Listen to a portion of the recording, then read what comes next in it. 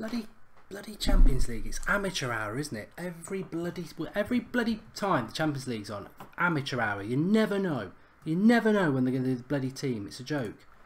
Bloody joke. And we're live talking about amateur hour. I'm live. Oops.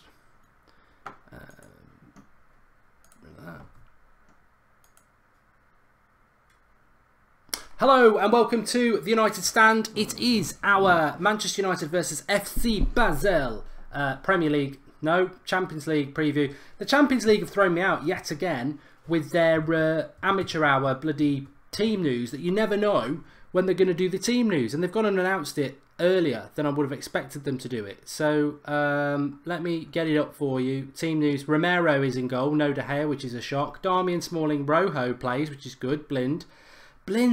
And then Luke Shaw's on the bench again. But Blind wasn't on the bench at the weekend. Odd. Herrera, Fellaini, we predicted that. Lingard, Martial, Lukaku, we predicted that. Pogba, we didn't predict. So a little bit surprised about that. But not overly unhappy with the team. Let me get it up for you. There it is on the screen for you there. Manchester United versus Basel, and that's your lineup for you. I'll leave that up on the screen for you so everyone can have their say on it. Hopefully we're live. Are we even live? Are we even live?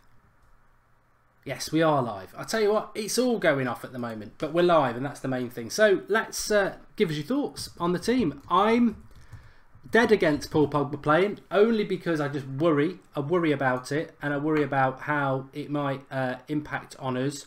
In relation to the team and whether he'll pick up any injuries, I suppose that does worry me a little bit. But other than that, really quite pleased with it. And oh, what am I doing? Fair. I tell you what, just stay on the screen. Stay on the screen. Oh God, I'm getting really. What? Why is that on? I'm not even looking at that. Right, we're back. We're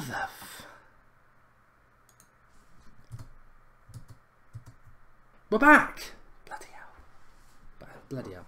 So the bench, if you can't read it, is Herrera in goal, Lindelof, Shaw, Matic, McTominay, Rashford, Ibrahimovic. So total rests for people like Mata, Ashley Young, Valencia. But Paul Pogba does start. And I'm hot. I'm getting hot under the collar. Don't know why. The wife's got the heating on. Not a good thing. Ross, can you hear me? Oh, it's done it again. Yeah. I've done it again. Ross, can you hear me? Weird. How you doing, mate? You alright? Ross, can you hear me? Yes, I am here, mate. I'm here loud and clear. Hello? Yeah, I'm here. Can anybody I don't hear know. me? Can anybody hear Ross? What have you done? I don't know if they can hear me, but I am here somewhere. Ross, can you hear me? Yeah, I'm here, mate. I've always been here. Okay, let me see if we can get you on there. You still there? Yeah, I'm here. My headphones have now decided that they're not going to play ball, which is fucking fantastic. So I can only hear you if I unplug my headphones, which is not preferable. Let's shut that down for the moment. See what we can do. We can hear Ross, you can't hear him. But we'll tell you what, Ross, you tell him what you think about the team news, because I can't hear you, and then I'll see if I can work on why I'm unable to hear you, which is very frustrating. Far away. To be honest, mate, I think whatever team we put out there today, we're always going to win. The main name that sticks out for me is Marcus Rojo. It's really nice to see him back, and I, for one, wasn't expecting him to start, so it's a really good to see him back. I think Blind's a bit of a surprise. I think you've already mentioned that.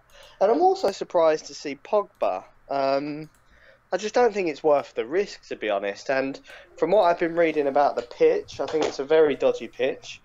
And yeah, I just wouldn't risk it. I was watching him versus Newcastle, and I think one of the Newcastle players went in for a bit of a heavy challenge, and I was wincing every time because we need to absolutely wrap him in cotton wool. So I'm a little bit surprised with Pogba. Didn't think it was worth the risk, but the rest of it, I agree with, and I'm happy Blind's back. I know it is a surprise, I'll give you that, but I'm happy because I am probably a rare person that quite rates Blind, to be honest. And Fellaini plays on his birthday. But what I will say, just to cap it off, is that midfield, if you take Pogba out of it, looks very, very poor. Yeah, I mean, to be honest, now we've sorted out all the gremlins in the system and I'm back, I'll explain why I couldn't hear Ross, because I had the volume down on 0. So that's good. It's just because when I'm at work and I'm working from home, it pings me every time I get an email, which is all the time. So I'd obviously turned it down to nothing, which was a very clever idea. It would have took me ages to figure that one out. It was just chance. But the team I did on the preview yesterday was pretty much this team. Fellaini and Herrera I definitely picked, and the front three of Lingard, Lukaku and Martial I picked. The Pogba one would have been Mata for me, and obviously Rojo coming in for the team instead of Lindelof is quite nice. Looking forward to seeing a bit of Rojo. And I actually thought he would play Shaw, but he's still got Shaw on the bench, even though Shaw was on the bench at the weekend and Blind wasn't. But I was hoping he was going to play Luke Shaw, but the Pogba one is the concern, isn't it? The Pogba. Let's be totally honest. I said it in the preview. I don't know what your thoughts are. I think we spoke about it maybe on Sunday night. The reality is, if we're playing Pogba tonight and he gets injured at any point in the next 2 weeks, then Mourinho is going to get a lot of criticism. We've got Brighton on Saturday. Surely he has to play in that because we're rubbish without him. We've got Watford a week last night, so 6 days' time, which is a massive game. Surely he plays in that. Then we've got Arsenal on the following Saturday, 5 days after that, or 4 days after that. Surely he plays in that. So what Mourinho is doing with Pogba tonight is effectively saying he may well be back from an injury that kept him out for 2 months, but I'm going to play him every day for 3 days over the next fortnight, which for me, tonight was the night to avoid. It was. I mean, what's the point in managing his minutes, as you say, take him off against the Newcastle game, when, the game wasn't completely dead and buried at that point. To then play him today. The only thing I can think of is he wants to get a little bit of an early lead. He wants to hit him hard, and I'd take him off at half time. The worry for me is the pitch. They've just relayed it, I think, which is great. I bet it looks great, but I reckon after about 15-20 minutes it'll be cut to shreds. And you don't want players, But Pogba's not he's not fragile, but he's always going to be a little bit fragile coming off the back of a 2-month layoff. But he did look like an absolute beast on the weekend. But yeah, I would have avoided it myself, like you said. It's quite interesting in a way because you've got people in the comments saying, "Oh, stop moaning. It's a game we can't afford to lose," which is true. And in some aspects of the team, it's quite strong. But then in other aspects of the team, it's quite weak. I mean, Fellaini and Herrera as a midfield too, interesting. Pogba, I think attacking wise we're okay. I think you've got Martial and Lukaku up front, which is good. With Lingard, who I think these are the sort of games where Lingard really is perfect to play. But then you've got Romero in goal, who was trusted last year, and to be fair to him, he has done well. So I'm not really moaning about that. But I just think I'm a little bit concerned, like most people I think are, that we are in this game and. What's to be gained? I said it last night. What's to be gained? Paul Pogba as a stormer for United tonight for half an hour and then does his hamstringing again. He's got to have full faith in the fact that that's not going to happen. Because again, I just why risk doing it really? Why I'm stunned by it, and I don't think it can be for match fitness because we saw on Saturday that his match fitness is absolutely fine. He destroyed Newcastle. So it's not match sharpness, and even if it was match sharpness, with all due respect to Brighton at the weekend, we should beat them, so you could give him that game. I've got to say I'm very, very, very surprised by it. Yeah, I am too. But like you said on your preview, I think the rest of the team pretty much picked itself because it's just the best of the rest. Darmian, Blind, Herrera, Fellaini, Lingard, they're all not in my first team, and I hope they're not in the team that does play Brighton. But it's quite a big night for Lukaku tonight, I think. I know he got a goal against Newcastle, but I said it on the Sunday show, I wasn't really convinced by that finish. It was a bit haphazard for me. So I want to see a composed Lukaku tonight get on the score sheet.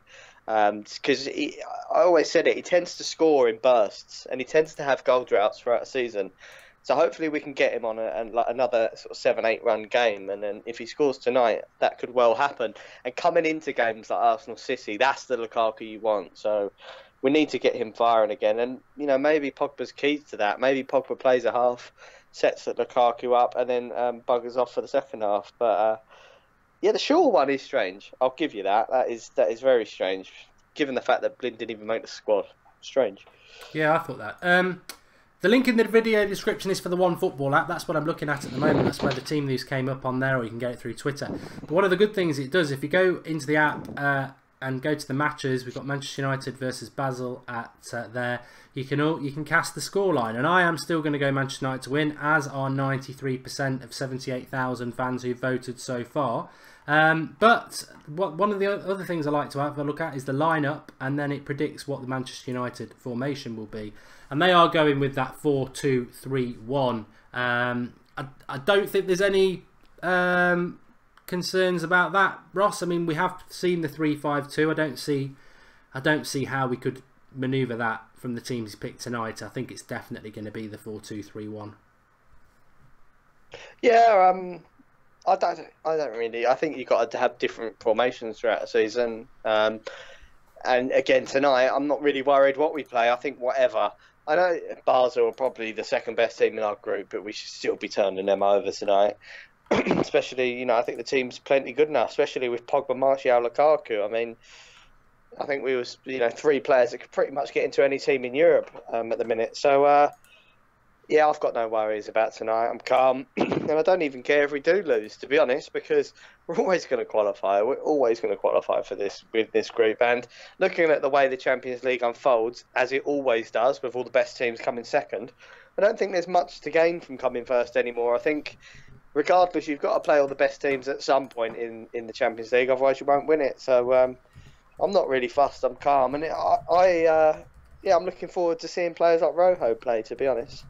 I tell you what, you can talk about Christmas coming early. I'm just actually sorting this out, and then I'll check the article. Again, One Football app, link in the video description. Download it. It is totally free to do. And one of the things that might have caught people's eye is that PSG have offered, apparently, and it is in the Metro, so we do sort of. I've got to stop doing that. It's not working, is it? So Marouane Fellaini received a 4-year contract from PSG. This is in the Metro. Marouane Fellaini has held talks with Paris Saint-Germain and has received an offer to leave Manchester United next summer, according to reports in France. The Belgian international has less than a year, we know. I'll tell you what, Ross, as I keep reading this, this is music to my ears. This is exactly the club for Fellaini to go to. I don't like PSG, and I don't really want Fellaini at Manchester United anymore. I'm not anti Fellaini by any means, but I don't like what he's doing with his contract. And to be honest, he's not Zidane, although people call him Zelani or whatever they call him. I'd like him to go, and if he went to PSG, I would love it. I would absolutely love it, but I bet he's not going to go there. Zelani, I like that one. Seems like a bit of an easy article to write at the minute, to be honest, especially coming from the Metro, and given the fact that why would PSG want Fellaini for a start? I mean, come on. I know, it does seem strange, but they could buy anyone in the world. But yeah, it just seems like an easy article to write, and yeah, I think that would turn Fellaini's head. But do you know what? I'm the other way. I actually want to keep him. I think throwing a player away for nothing. If we were going to go out and buy 3 or 4 midfielders in the summer, I'd say, see you later, Fellaini, but we won't. And if he goes, I think we'll miss him regardless, because we won't replace him. Because I think we already need 2 midfielders, even if we have him. And without him, it turns into 3, and that won't happen. So I don't really want to see him go. I'm on the bandwagon. And do you know what? Champions League nights like tonight, I know it's only Basel, but you can bet your bottom dollar he'll get on the score sheet, because teams like Basel, they can't deal with players like Fellaini. It's not the football we want to play, granted, but that Fellaini back post, if he's clever and he gets there, we should be able to easily take Basel apart. And where's the crosses going to come from though tonight? I mean, Blind's the only one who can cross, I suppose. Well, Martial. Jesse Lingard's done 1 cross in his career to Zlatan, which works. Yeah, you never shut up about, to be fair. But I don't think he's ever done anything since. But yeah, it's maybe number two. But Do you know what? I really want to say it. I was watching. Did you see the press conference from Jose Mourinho and Smalling? Yes, yes. I really liked Smalling in that press conference. I think he come across really well. And the best bit that Smalling did in that press conference, sorry to sidetrack from the game a little bit, was they asked him about Southgate's comments. And it's so easy for a player to go really diplomatic, not want to say anything, not want to disrupt. He was punching back at Southgate. And I think that's only right when you've been dropped for, players that are half your ability. And he was basically saying that Southgate's made a huge mistake, and he'll come to learn that. And I think he come across really well in that interview, and actually made me think that he's so consistent for us, and it's a huge thing that he's always fit. He's got over his injury problems that Phil Jones didn't, and Jose kind of alluded to that. He was like, Smalling plays because he's always fit, and when you're going on title runs, that's sort of the players you need around the team. So I'm pleased we got Smalling playing tonight, and I'm pleased that he's getting games, to be honest, because I think he is Mr. Consistent for me. Yeah, I've said it a couple of times this week. Where would we be without Smalling? Because Jones is injury prone, and to be fair, so is Bailey. When you look at him, hardly been here at all, and does get injured a lot. So no, I think, and I think Mourinho gave him the green flag to just have a pop at Southgate because he's not happy with them either. So no, I liked that from Southgate. Sorry from Smalling, and I think he's not put a foot wrong this season. I know a lot of people don't like him in the live comments, and I respect your opinion. It's not mine, but actually this season he's not put a foot wrong. And as I said, I'm not digging Phil Jones out because I think he's been good this season. But if you want to blame anybody, he's probably been at fault for all the 8 points we've dropped this season. Falling on his arse against Stoke. Going for a stadium tour at Chelsea and getting injured after 20 minutes, so we had to bring Lindelof on against Huddersfield. But, I'm not in for playing the blame game, but Smalling certainly done nothing wrong. Paul Robinson says, Fellaini to PSG, laugh out loud, Messi to Salford and Neymar to Red Lion pub team. Lots of people, it's 50-50 split with Fellaini. Some people would say get rid of him, some people want him to stay. Sean Atwood's made a contribution. He says, Willian on fire for Chelsea. 1, 2 penalties and 2 goals. I hope we can get him. Hopefully Shaw gets some minutes today. Yeah, was that an early kick-off for Chelsea then? It must have been because it's on before the United game. And I thought it was highlights. Yeah, it was, mate. I thought it was highlights. So I was sort of like watching it going, oh, when did they play? I don't think they played last night. And obviously they've won well. But so many Chelsea fans, when I tweeted it off my @Goldbridge account the other day about Willian, saying I'd love to have him. But so many Chelsea fans are like, have him. They're such knobheads, Chelsea fans. They really are. When it comes to players, they are the English Real Madrid.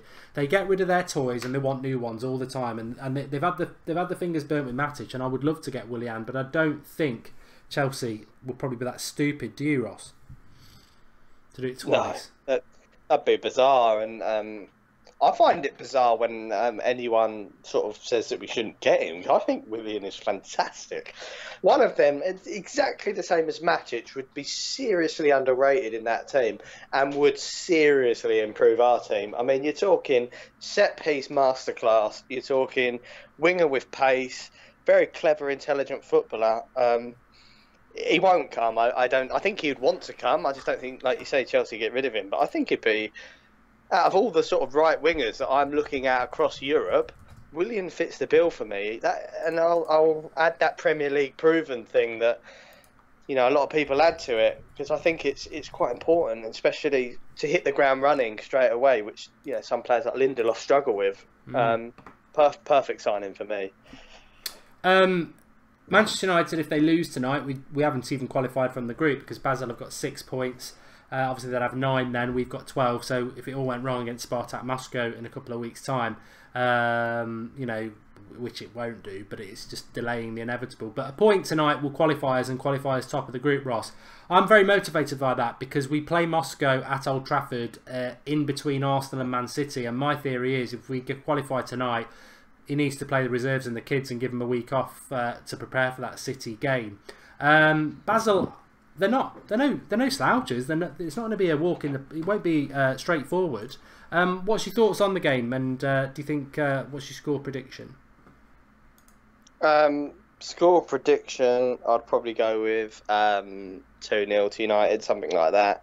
I just think Smalling, and I know he's been out for a while, and I think Rojo will dip in form, but I think your first game back, that adrenaline, I think he'll be good tonight. So I think the back four is quite solid, and we've got really defensive wing backs as well. So no goals conceded, Couple of goals up the other end. And let's not forget, Shaky Hands Romero, as I like to call him. I know everyone loves him in the live comments, and I do get it. He has this luck about him. He's the luckiest goalkeeper I've ever seen because he will get a clean sheet tonight.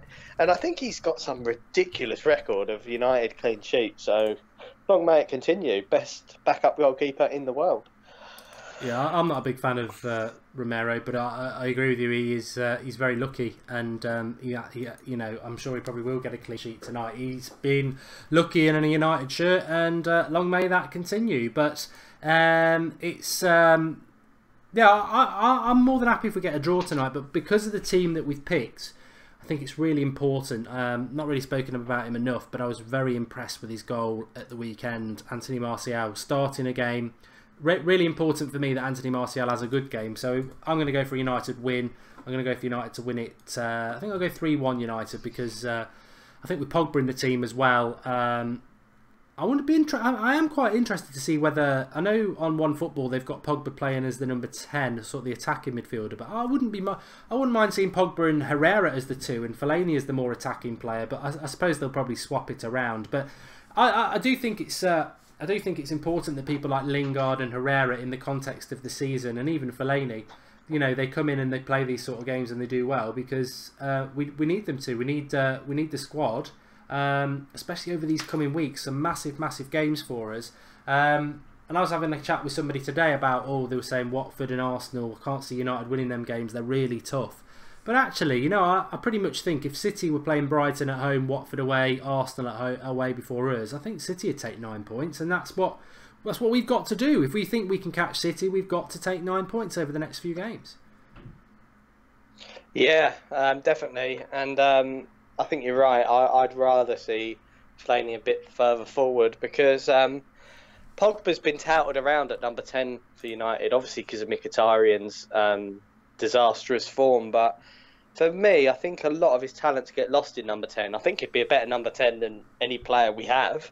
I just think that he's better, slightly deeper, and I like the partnership with Matic, actually. I think it works really well. And I think at number 10, you lose a lot of his strength and ability in holding up the ball and his spreading of the play. I think he's awesome at it, to be honest. So we need to buy a number 10, and Pogba needs to start a bit further back. So, again, I think we always say this every time we see Fellaini on the team lineup. If he does play number 10 tonight, I'll back him for 2 goals, to be honest, because he'll destroy them in that position. He'll absolutely destroy them. And to be honest, I think players like Lukaku, they need someone like Fellaini close to him. Someone that can kind of take all of that heading prowess away from Lukaku, because sometimes he'll just get drawn to the ball, and it'd be nice to see someone heading the ball for Lukaku to, you know, have a run, because he is good at running in behind also. So, it won't happen now, I don't think. I don't know if it's Jose telling him to do it, but I think Fellaini naturally likes to drop deeper, and that's when he disappears, and that's when we all get, you know, pissed off with him, because what's the point? There's so many times I watch Fellaini play, and Pogba's got the ball in midfield, and he's looking for someone to pass it to, and Fellaini is almost standing next to him like he wants to take a picture with him. And it's like, no, Fellaini, get away, get up the pitch, and you will be effective. You are a decent player at what your key abilities are. But we'll see. We'll see what happens. Someone wondered, Jose saw the light against Newcastle. Maybe you'll see the light again today. I'll tell you what, Ross. Can you think of anything massive that we've not spoken about? Because I've just seen something in the live comments that we've totally missed. And in fairness, Deez TV says, thanks for the contribution. He says, Mark, you think we'll see Ibrahimovic score today? I certainly think we'll see him come on for 20 minutes. Can't wait for that, and I'd like to see him get a goal. But Valentino's just mentioned something that we've totally missed, and is very, very a very worthwhile thing to talk about. Can you think what it might be? I have not got a didgeridoo. Mkhitaryan totally left out again. Brilliant. Yeah, it's just not occurred to me, and I suppose in a way that's an endorsement of the decision. It's correct. It's the right thing to do. He's just, I think, the only thing I think, and we spoke about this on Saturday, is that it still surprises me that Mourinho's done it, because I still believe Mourinho's had a chat with somebody on the international break, because some of the things he's doing are not Mourinho.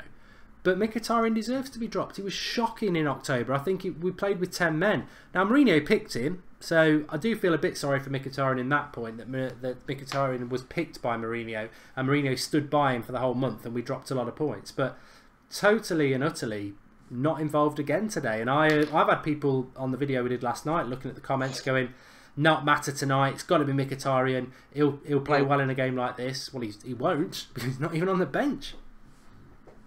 No, it's the right decision, mate. It's absolutely the right decision. And you know your career's over when not only Lingard, but McTominay as well now is preferred to you. And you know, it's absolutely the right decision. And I don't think Jose hung on to him too long in giving him games. I think that there was genuinely nothing else. And I think in the games like Chelsea, I think he gambled. He thought, if I get Mickey playing, we have a chance. If he goes missing... and we all saw that every time he got subbed, whoever come on for him pretty much did a similar job. I mean, Jesse Lingard wasn't no better at all, and that's why we saw him. Now Pogba's back, we don't need him, and Jesse Lingard will work harder than Mkhitaryan, even if he hasn't got the same ability.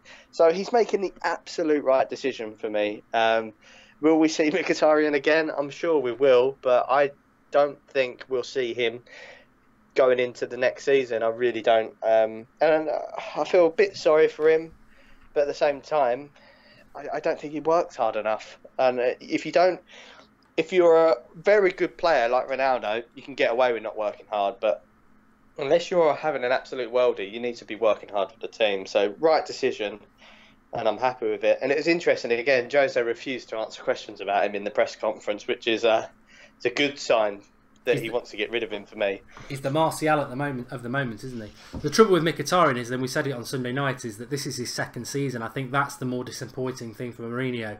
I think everybody last season, in their first season under Mourinho, Pogba, Martial, even Mkhitaryan, you know, very up and down form. But second season, you look at what Martial and Pogba are doing.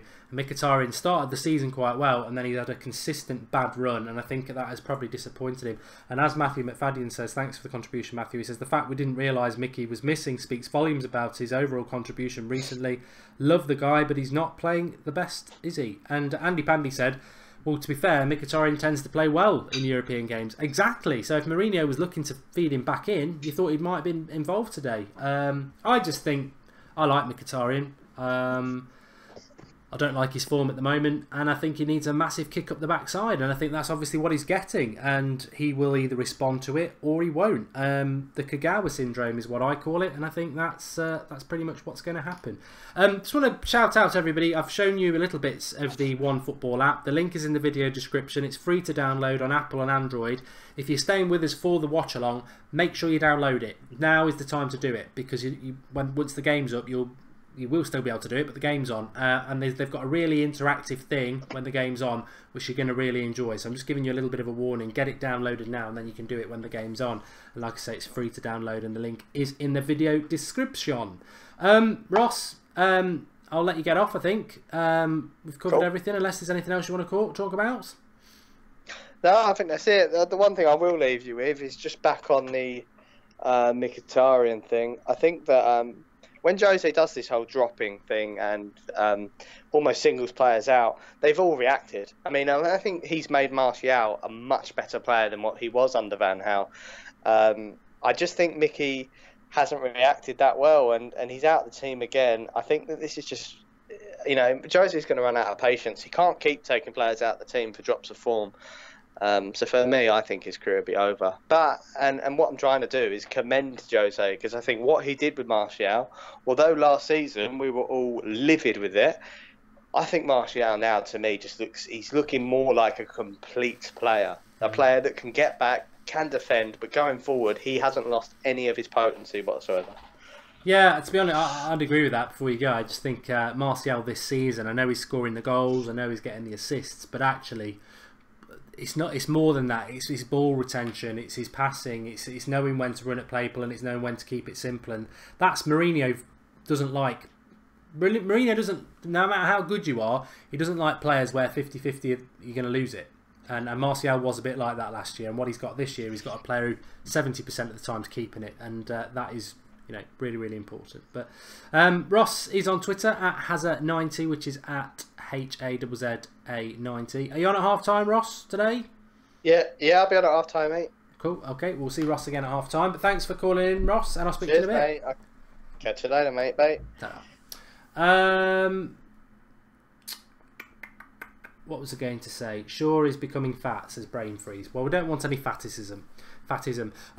If you are new to the United Stand, I know we normally pick up a few new viewers on watch-alongs. Make sure you click that subscribe button, bottom right-hand corner, a hologram, and turn your notifications on, which is the bell. We are live every night at 8 o'clock.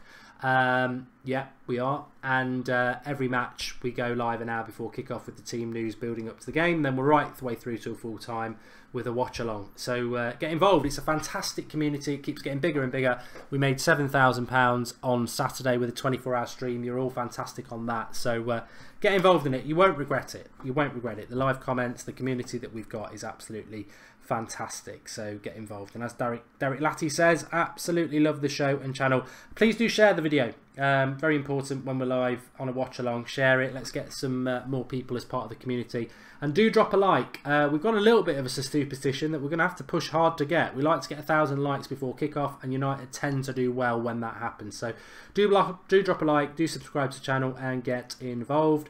Liam Murphy says maybe he's resting Mkhitaryan for the weekend. I think he's in for a long rest. If he is resting him for the weekend, I don't think. I think Mkhitaryan's going to be having to wait for a while to get anywhere near this Manchester United team. Which, to be honest, he had all of October. I think he was bad towards the end of September as well. So, you know what? I think that it is what it is, isn't it? It is what it is, and he will either have to respond and work very hard, or he will not respond, and that will be the end of that. That will be the end of that. Oh, here we go again. Kevor Cash, Manchester United are in the Champions League because of Mkhitaryan. I tell you what, again, that's up there with half and half scarves and win, lose or draw, we support the team. It's just a nonsense comment, and I'm not being disrespectful to you, but you're going to tell me we won the Europa Cup because of Europa League because of Mkhitaryan? Come on, grow up. How many games did it take to do that? He was in the right place. He scored a good goal. I don't believe just because he scores that goal that we owe him anything. And actually, if we owe him anything, he had October and he was dreadful. He's now going to have to work hard and come out with something else, isn't he? I do feel sorry for him, I do feel sad for him, but he's only got himself to blame. It's not like he's had 10 minutes and then been subbed off. He's played game after game after game after game. It's not been good enough. Don't feel guilty for saying he's not good enough at the moment and he deserves to be dropped. Ocean Man says he's got an acca that's going to come in, which is 680 quid. Tell us what your acca is. Pleasantly plump is no other way of saying fat, says Mini Diver. We're still on the fatism. David Scarhill says hello from Iceland, Mark. In fact, let's do that now. Let's do that now. Where are you all watching for? I love, this is my favourite part. It's very nosy, but I like to know where everyone's watching from. So get in the comments and let us know where you're all watching from. It's a big part of the watch along to find out where our United Stand community is watching from. I've said watching from a lot of times, but you know what I mean. It is a global fan channel, and Manchester United are very much a global club. So I always find it interesting to see where you're all watching from, and I'll give a few shout outs. Kagawa syndrome is Mkhitaryan. J Packrash says, yeah, that's one of our words. It's a United Stand community word. So I think that is the fear with Mkhitaryan. He's just going to end up like Kagawa. And picking up on what Ross said, I think the problem with Mkhitaryan is his lack of physicality and mentality is quite weak for the Premier League, which is what a lot of people have said about Griezmann, to be fair. And I want Griezmann, so maybe I'll get pulled off about that. Pulled off. Hello from Holland, says Erjan. Hello from New Zealand, says Finn Liggins. Pakistan is Furzam. Ashes start tonight. Cricket, don't know why that came into my mind. Cricket, Pakistan, I suppose. New Zealand. Ireland is Thomas Faulkner. USA is TJ Heed. Near Malahide is Kieran Byrne. Philippines, and it's 3 AM. Jan Patrick Tuano is very clever, because I do sometimes want to know what time it is, and I'd forgotten to ask that. So if you want to tell us what time it is as well, it's always interesting on an evening kickoff to see what the global support is doing, how much of a sacrifice they're taking. I mean, it will never be harder than getting up at 3 o'clock in the morning, like some people were, to watch Van Gaal manage Manchester United. But There we go. Nepal for Nishan. Archit is in India. John Bailey's in Orlando. Monsieur Candé is in Argentina. JH is in Sweden. Tubes is in Basel, apparently. And he spelt it wrong, so I don't think he is. North Wales for Jamie Boyd. London says DWR Music. Belfast, JJMUFC. I Am So Deal With It. Birmingham. Doncaster, California. Albania. Nepal, USA. Chicago. Wales. India, it's 12:45 AM, so 1:45 in the morning for them. Armenia, Trinidad, India, it's 1 AM, 12:45 in India. Contrast, different areas. Barbados, it's 3 PM. Toronto, it's 2:15 PM. So it's a bit weird, isn't it? I suppose having to watch United on a work day, working afternoon. India. Why does Mark hate Mkhitaryan more than Fellaini? Weird, says FNA. I hope it doesn't come across that I hate Mkhitaryan. I don't hate Mkhitaryan at all. I like Mkhitaryan. I was very excited when we signed Mkhitaryan. So I do like Mkhitaryan. But I just think it's right that he's dropped. And he'll either respond with a kick up the backside and do it, or he won't. It really is as simple as that. Got a little bit of breaking news for you. Tipperary, somebody there is from Tipperary. Little bit of breaking news in relation to the Manchester United group. So CSK Moscow have won. You all right?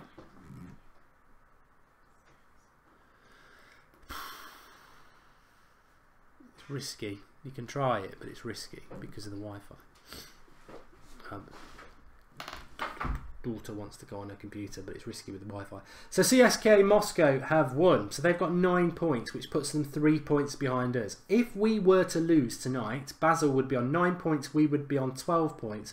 Which means, as far-fetched as it seems, if CSK Moscow came to Old Trafford and beat us, we'd be on 12 points. And if Basel beat Benfica, who've got 0 points, which is unbelievable, they'd be on 12 points as well. We're probably still going to qualify because of goal difference, but I don't know how it works in the Champions League because head-to-heads, you know, would be against Moscow and Basel. So we can't afford to lose tonight. It would put a little bit of pressure on us, which we do not want to see. So United need to win. Moscow have already beaten Benfica because that was 2-0 earlier. How is Seb? Says AJ Nell. He's doing well, thanks. Trinidad, I'm in bed with Mili Kunis and Selena Gomez, says haha banter. Well, but it's everything is in the name. Anfield's still waiting for the defence to turn up, says Andrew Taylor. Neville Abucho says I am in Ambazonia, Southern Cameroon. I thought it said I'm an ambitious Southern Cameroonian, but either way, it's good. It's head-to-head before goal difference, says David Logan. So, how much did we beat them by? I don't know. 2:15 in the afternoon in New York, says John O'Gorman. We won't lose, says Mike Rollins. The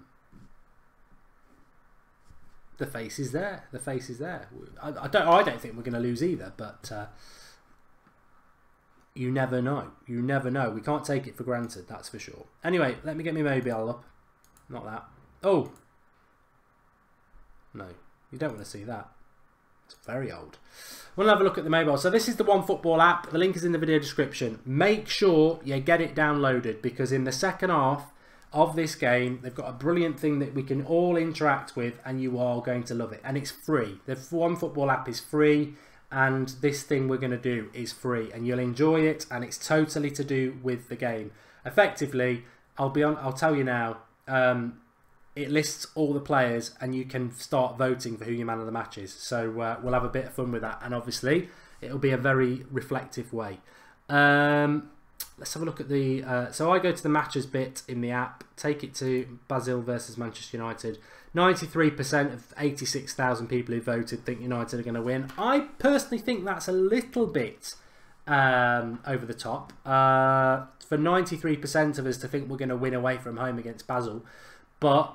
I like the confidence. The lineup, if people haven't seen it, is there for you. This is the Basel team. Don't know loads about them, to be honest, but they're a handy side. They're a handy side, and they are at home, and it'll be a cup final for them, so they'll be up for it. But as more importantly, as we know, I've gone wrong.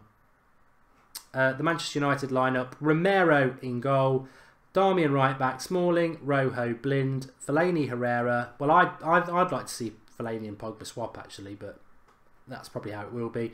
Lingard, Pogba, Martial and Lukaku. So I think attacking wise we're very exciting. Defensively, you know, Darmian's not going to have to offer much. But Rojo is a very interesting player to watch. Rojo is a very, very interesting player to watch tonight. And I hope he can have a good game as well. Youngsters should be given a chance as Utsaf. You know what? I'm actually going to defend Mourinho on this. I don't think tonight's the night to play youngsters. We lose this game and we put a little bit of unnecessary pressure on. We've not qualified yet. We need a point tonight. The game to play the youngsters is CSKA Moscow when we've won this and we can finish and we're finished top of the group. If we draw, we're top of the group tonight. CSKA Moscow means nothing. It's right before the City game. Don't play any of your important players. Play some of the kids in that one. That's what I think we should do. Alec Latravian says Manchester United will win 3-1. That's my score prediction as well. So great minds hopefully think alike. Can Rashford dominate the right side of front three with Martial and Lukaku? Not tonight. Not tonight, mate, because he's not even playing, is he? I don't think he's even... Is Rashford on the bench? I think he is on the bench. Yes, he is. But not starting. It's 2:20 PM in Atlanta, Georgia, says James Minara. Remember, drop a like on video and do download the OneFootball app. The link is in the video description for that. We're going to have a lot of fun with it once the game kicks off in relation to some things you can do, which is really good. McTominay would be a big risk in An, I agree. It's interesting how much we'll see of the... I mean, I'm looking forward to seeing Zlatan. We'll definitely see Zlatan. But it's interesting to think how many we will see of the youth when we play Bristol on December the 20th. Because I think Mourinho has already given a massive hint that he's not going to play the youth in that game. That it's, you know, if he plays... in fact, he said it the other week. If I play the youth against Bristol City, we'll get knocked out. And he doesn't want to get knocked out. It's an opportunity to win a cup. So... youth opportunities are probably going to be quite slim from here on in, which is why I want us to get the point tonight, CSKA Moscow, and then he can play in that game, can't he? So we can play some kids in that. We can play some kids in that. We can play some kids in that. Anyway, it's South Africa. It's 20 past 9, so they're 2 hours ahead of us. In Kazakhstan, it's 1:20 AM, and he's staying up late, Mr. Travis. He's playing Darmian because he'll sell him in January, says Louise O'Donoghue. To be honest, the two fullbacks tonight would be the two players I'd sell if we need to sell players to make space in the squad. Blind and Darmian, both capable players, but you know, I'd like to replace them with better, and I think we'd get decent money for them. Make sure if you're new to the United Stand, subscribe, bottom right hand corners. Hopefully we can get up to 149,000 subscribers tonight. That would be fantastic. We're getting closer and closer to 150,000, which would be an amazing achievement for the channel. But make sure you subscribe, bottom right hand corner. We are live every single night at 8 o'clock. We sometimes have stuff going up at lunchtime as well, 1 o'clock. If there's anything to react to, I'll go live, no problem, on my lunch break. But 8 o'clock in the studio every night. An hour before every match, all the way through till full time. Sunday Night Live at 8 o'clock. Loads. Red Rumours on a Monday, 1 o'clock, which is the weekly Manchester United transfer news show. Absolutely loads to get involved with. And more than anything, the great thing about the United Stand is the community. As you can see, the live comments next to me, some real legends in there, and they make the channel. So get involved, new or old. Be part of it. You're very, very welcome.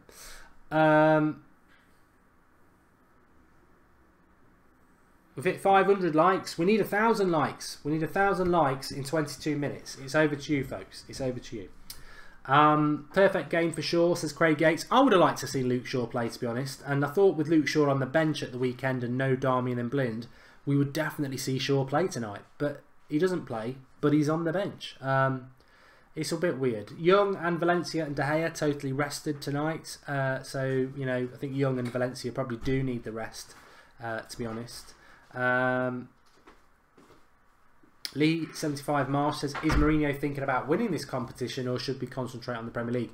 I think at the moment it's a real 50-50 split. In a couple of weeks time, if we go into double figures behind Man City, then we might struggle, but we might be playing really well, in which case I think the Champions League is a viable option. Vladimir Stroganov has made a contribution. He says, thanks for all the watch-alongs and all the other United videos. You're always honest and you always say how you feel. I hope we, United, can get Dybala or Griezmann this summer.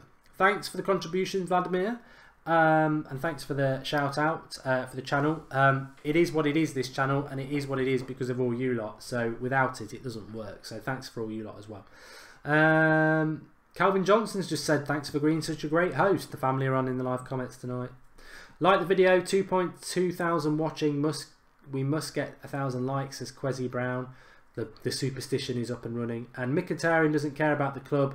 Will do him no harm to keep him out, says Kieran Burnley. He likes a bit of controversy, but it is his opinion. J Day says Jose hates fat people. I think he's referring to Shaw. I imagine any manager doesn't like fat players because they're not fit. Duke Dolman says, Mark, I love you and the United Stand. Also, can I have the team news again? Listening while scooping up my cat litter trays. Hashtag glamour, hashtag glory glory Manchester United. Well, thanks for the contribution, Duke. The team news is going on the bottom of the screen, but I suppose the quickest way for me to do it, if I can find it, is just to do that and that. So,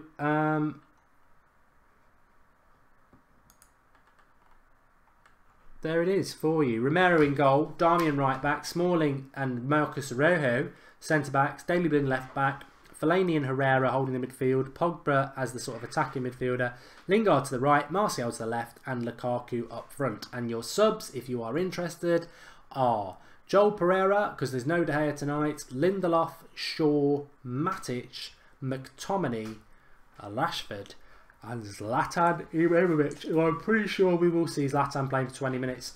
Just looking at the United players warming up, we're about 19 minutes away from kick-off, and I'm looking forward to seeing Martial tonight. Look, I've got to go back to where we started this video, and I am going to sort of ask you all, and let's get the live comments so people can see it. One Football app, download it, link in the video description. Trust me, second half, whatever you think about the app, whether you've used it before or not, it's a very good app. I follow United to get all your news on there. But what we're about to do in the second half with it is going to be really, really good. You won't want to miss it. You'll be rushing to download it. So just, well, I'm telling you now, just get it downloaded. It's free, and you'll enjoy what we're going to do in the second half.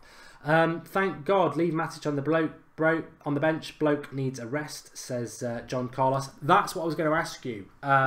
Sally Devil Red says, like, subscribe and share, please. Hat trick. Subscribe if you're new.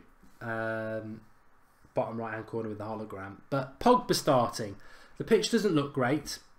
Should Paul Pogba be starting this game tonight? That's what I want to know from you. What do you think? Paul Pogba starting tonight worries me, to be honest.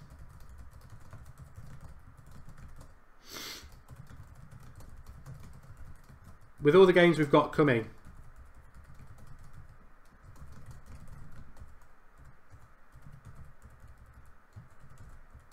just my theory is he got injured. He did his injury against them.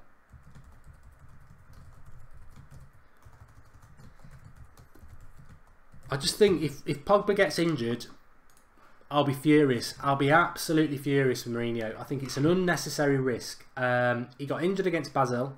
It's a terrible pitch. We don't need to play Pogba. If he's talking about match fitness, Pogba didn't look like he was lacking match fitness on Saturday. He can get the match fitness against Brighton at weekend at home. I just really do worry about playing Pogba in this game. It just doesn't seem worth it. Doesn't seem worth it at all. But Martin Beatty says Pogba should start all games. Oh, there's a selfishness in me, Martin. Do I want to watch United play with Pogba or without? You know, totally selfish. Of course, I want to see Pogba playing, but I just think if he gets injured, what are we doing? What are we doing? And also, he played. He got injured against this side, and it's a bad pitch. I tell you what, the thing is, I'm a big Mourinho fan. Let me just put it this way: Christopher Williams says it's just unnecessary, and I agree. I'm a massive Pogba fan. Obviously, I'm a massive Mourinho fan. I know there are fans out there who don't like Mourinho or sort of tempted to sort of turn against him. If Pogba gets injured tonight, then they're going to go mad. I'm going to go mad, so they're going to go mad. And also, as I was saying to Ross and you lot who were here earlier on, let's not forget, United have got Brighton in 3 days' time. 3 days after that, we've got a hard game against Watford away. And then 4 days after that, we've got Arsenal away. Now, Pogba needs to play in those games more than he does tonight. So what are we going to say about Pogba? You've just come back from a long-term injury with a hamstring problem. But I tell you what, I won't give you any rest. I'm going to play you 5 times in 2 weeks. Why? We just didn't need to do it tonight. We didn't need to do it. And he's rested Mata totally. Mata's not even on the bench tonight. So, don't know. Bolzo Fire says no Thanksgiving on the United stand. No, we're not American. We're not American. But Thanksgiving's tomorrow in America. So happy Thanksgiving to all of you. And we will be live at 8 o'clock tomorrow night. So join us for that. If we've got any Americans on, culture vulture that I am anyway. Thanksgiving is a national holiday celebrated in Canada, the United States, some of the Caribbean islands and Liberia. It began as a day of giving thanks for the blessing of the harvest and of the preceding year. I'm reading it off Wikipedia. But in all seriousness, for our American colleagues, I know it's a very, very big day for you. And I've heard it's bigger, it's more significant than Christmas. Kickoff's not at 9 o'clock, Master Arano. It's in 14 minutes. Harry Motorshead, Year 7. You can have a shout out, yes. In fact, if you're a new subscriber or you're new, one, make sure you have subscribed with the icon in the bottom right hand corner. Then let us know, and if I notice you, we'll give you a shout out. And if you are new tonight, you're very welcome. In fact, in the live comments, shout out the newbies. You don't know the names, so just say welcome newbies. We've got a great community here, and everybody's welcome. Who would you like to see join United in January, says Ollie Topping. Big question. There will be a video coming up. I did it last year and I got none right. I said Lindelof was coming and it didn't come. But people are saying that Thanksgiving isn't any better than Christmas. Well, you lot know. But no, loads of people are saying it's not. So that rumour's not true. Thanksgiving isn't as good as Christmas. It's definitely not bigger than Christmas, says Justin Coy. Also, I'm throwing some shade on the Americans tonight, but is it also true that in America that you work Christmas Eve and you're back at work on Boxing Day? Which is, you may not even know what Boxing Day is. So if you're in America, are you back at work the day after Christmas and you all work until the end of the day on Christmas Eve? Because in England, we don't shut down for Christmas, but effectively every job, I'm normally off on Christmas Eve and I'm off this Christmas Eve, but if I'm not off on Christmas Eve, you pretty much go home at lunchtime, latest 2 o'clock, and Christmas Day you're off, and St Stephen's Day or Boxing Day the day after you're off as well. So there you go. Jake Hobbs, shout out, there you go. Lukaku will get a couple tonight, says Sam X. Thought he was going to get you a cup of tea. Lukaku, the goal king. A lot of people talking about Lukaku. Hello, all the new people, says David. Big shout out to those. We're getting closer to 1,000 likes. Some people get really agitated. If you haven't liked the video yet, please do. We like to have 1,000 likes before Christmas, I nearly said, before kickoff.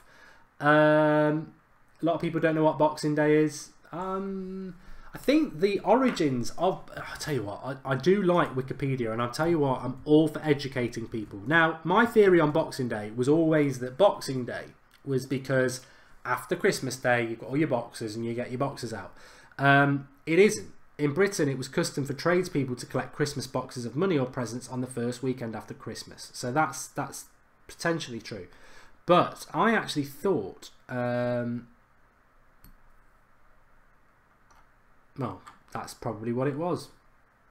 I thought there used to be boxing on Boxing Day, like actual boxing. So actually I was right the first time round. It is to do with boxers. Boring. Lukaku injured in the warm-up, says Gents. No, he's not. Not if you work in hospital. My wife is working Christmas morning, which sucks, says Matt Smith. Well, of course, Mourinho has cancelled Christmas at Old Trafford to bring it back to United.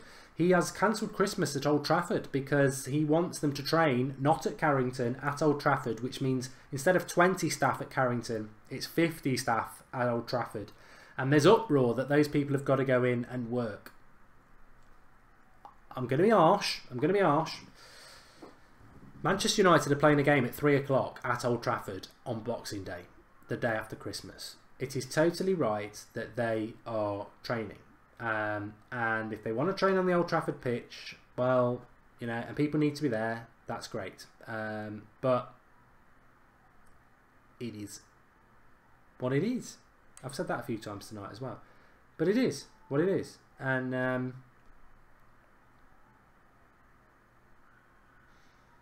Haha Banter says, when your girl wants you to come out, but you'd rather watch United stand.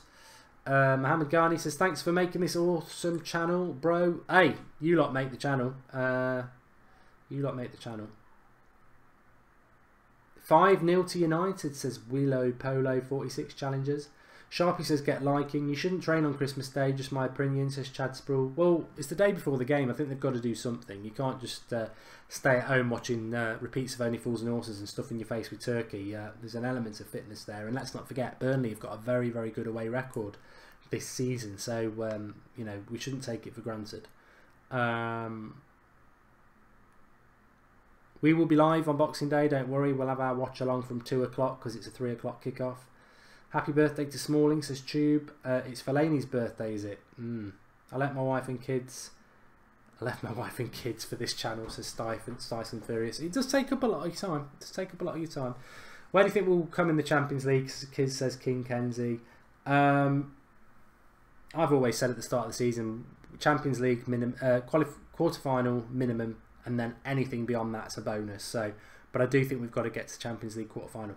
But as I was saying to my Liverpool friend at work today, the interesting thing is, if Manchester United finish top of their group, and Liverpool finish top of their group, and Chelsea finish top of their group, and Manchester City finish top of their group, that's 4 teams that could pull out Real Madrid, because Real Madrid have finished second in their group. So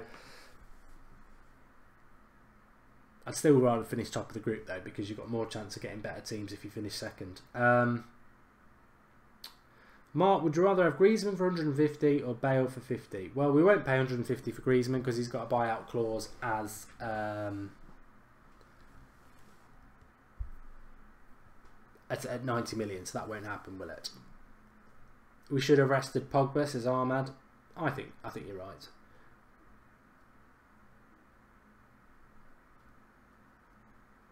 Would you like if Mick would go to Dortmund? Haha Banter says, Mark, dump your Scouser friend. He sits right behind me. I can't do much about it. Toby Agudu's made a contribution. Thank you, Toby. He says, are you happy about Pogba starting? If I'm totally bluntly honest, no, not really. I'm not. I didn't want Pogba to start tonight. I love Pogba, but I just think it's an unnecessary risk based on what I said a few minutes ago. Brighton at the weekend, he needs to play. Watford on Tuesday, he needs to play. Arsenal on the Saturday, he needs to play. It's just unnecessary to risk him in a game. And let's not forget, he got injured against Basel. And you know, superstition, fate, whatever. It could be a problem for us. So I wouldn't have played him. I wouldn't have played him tonight. We have got a guest tonight. We've got a surprise guest for you. So yeah, Go Fidham says, will the United stand shut down for Christmas? Yeah, we shut down for the month of December. There'll be no content throughout December. I'm joking. Don't panic. We're not going to do that. We'll be live. In fact, over the Christmas period, just to give you a bit of a heads up, Boxing Day 3 o'clock against Leicester. Christmas Day, we're going backwards. So Boxing Day is a Tuesday, 3 o'clock UK time against Burnley. Christmas Day Monday, no football. Christmas Eve Sunday, no football. But on the Saturday, we're away to Leicester at 8 o'clock on a Saturday night. What's that all about? What's that all about? Pogba to come off at the half, says Nathaniel Hill. As long as Pogba doesn't get injured, I don't really care what happens tonight. But I cannot understand for the life of me why we're playing him. He doesn't need the sharpness. He's very sharp, as we saw at the weekend. So yeah, I'm a little bit. I'm going to be very tentative, very nervous about Pogba tonight, and that for me is a concern. I don't really see the point in Paul Pogba starting this game tonight, but you know, Mourinho's a brave man, and I'm sure Pogba just wants to play football. It's a Champions League game, and you want to play in those sort of games, don't you? So, yeah, it is of concern, but I think he'll be all right. I think he'll be all right. I hope he's going to be all right. I hope he's going to be all right. Let's have a look. What's old Mad Marcus isn't with me tonight now, unfortunately. I'm just checking Twitter, and I've just seen He's moaning about something on Twitter. Let's have a look.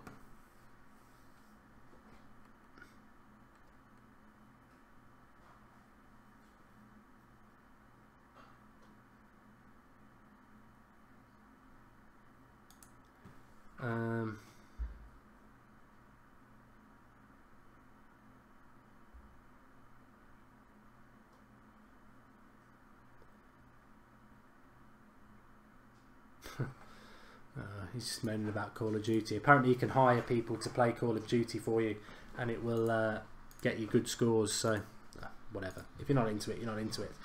Anyway, click that subscribe button in the bottom right hand corner if you are new to the United Stand. We've got a fantastic community and I'll never stop shouting it out. It really, really is brilliant. We're only 20 short of 1,000 likes, which is great as well. It's midnight in India, says Owesh. Remember to share the video with the share button. You can share it on Facebook, you can share it on Twitter, and get involved. It's a fantastic community on the United Stand. We're live every night at 8 o'clock. We have the Skype show on a Monday where you can Skype in. Got fan cams after the games. Not tonight, Flex hasn't gone to Switzerland, but every other game, I think between now and Christmas he's going. What else have we got? We've got Red Rumours on a Monday, transfer shows. We'll react to any news. United are playing in the grey kit tonight. Fellaini's feeling his knob while shaking everybody's hands. Lovely, lovely, lovely guy, isn't he? I've been watching your channel since April Fool's Day, says MU Blaze. Yeah, what channel is the game on? Says Mr. Green. So I'm watching it on BT Sports. Mark Ojo says, can we get 150,000 subscribers tonight? Mark, I would love for us to hit 150,000 subscribers while we're live on air, because we were fortunate enough to get 100,000 subscribers whilst we were live on air, which was epic. The only way that's going to happen tonight is if everyone shares the video and everyone who's not subscribed subscribes to the channel. It can be done. We're not far off. We're 148,700.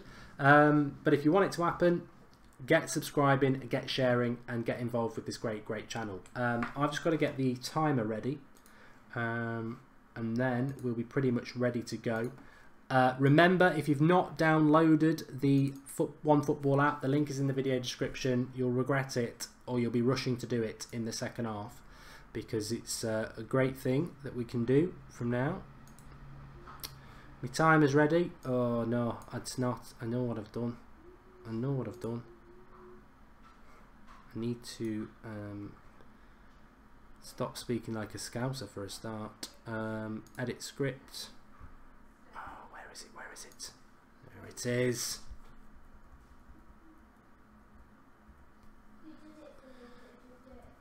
Chrono up.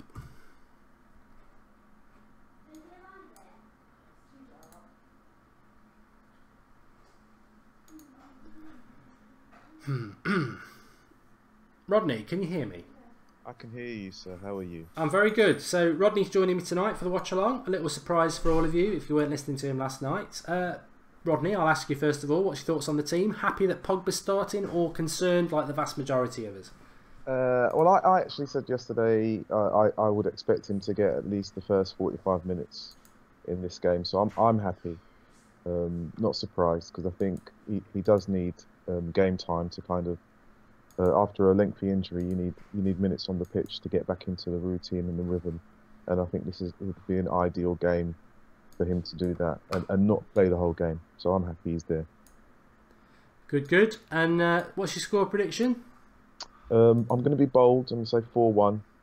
I know that this keeper doesn't usually concede, but I can see him conceding one tonight. Surprised. Shaw isn't playing.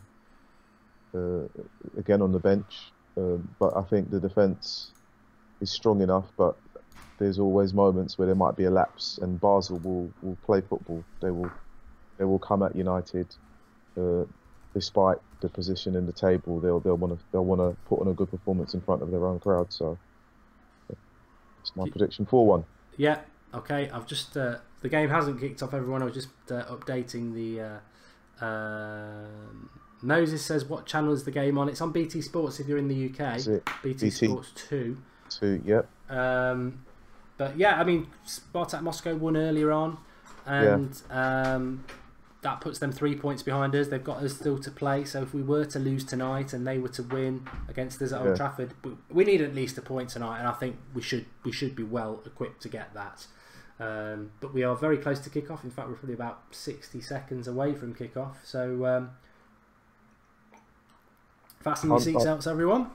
Yeah, I mean they're just doing the usual exchanging of I'm not even sure what they're called now. Actually, is it? Not mascots, but the little gift emblems, that they swap isn't it? Emblems, yeah.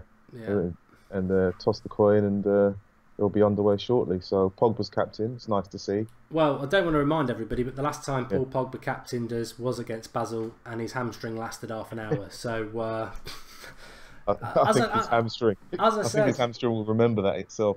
Yeah, I think, as I said, if we all laugh and we go, "Oh, lightning can't strike twice, and it won't happen." But imagine if it did happen. Mourinho's going to get absolutely slaughtered, because I don't see the point in him playing him tonight. I don't see what it does. He wasn't lacking match sharpness against Newcastle, and even if he was, Brighton at home at the weekend, give him a little bit more fitness. He's got to play against Watford on the Tuesday, because we need to win that, and he's got to play against Arsenal the following week. So I'm just fingers crossed Pogba's not going to do anything stupid and get himself injured. Let's see what happens. But I'm looking forward to that. He is playing now, so let's crack on and let's see what happens with it. And hopefully Martial will have a good game as well, and we'll get this game won. I mean, Mourinho, I suppose one thing Mourinho's doing is taking it very seriously, although also resting his number one goalkeeper and his fullbacks. Yeah, I mean, he's known to play Romero in European games, and I think he's set his stall out from the very beginning. That's what he wants to do. So, yeah, he's rotating players that you probably wouldn't expect to be rotated, but he's thinking ahead. And I wouldn't be surprised if Pogba doesn't play against Brighton. Be surprised. Yeah. I mean, he might have. Yeah, you're not wrong. Maybe, I mean, nobody's even thought about that, because obviously we need to pick the points up. But maybe he's thinking, no matter in the squad tonight. Maybe he's thinking at the weekend. Yeah. I won't play Pogba. I'll play Mata, and I'll see if the team can do it without Pogba. But the game's kicked off, by the way, and Daley Blinn's just cut out a pass there, or a bit of a hospital pass to Herrera. It's very, very close. Yeah. Very close to the goalkeeper. Basel won't be any.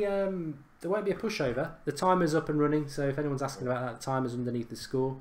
It's slightly not in the position I would like it to be honest. Let me just move it over there. Perfect. But yeah, Basel, very experienced in Europe.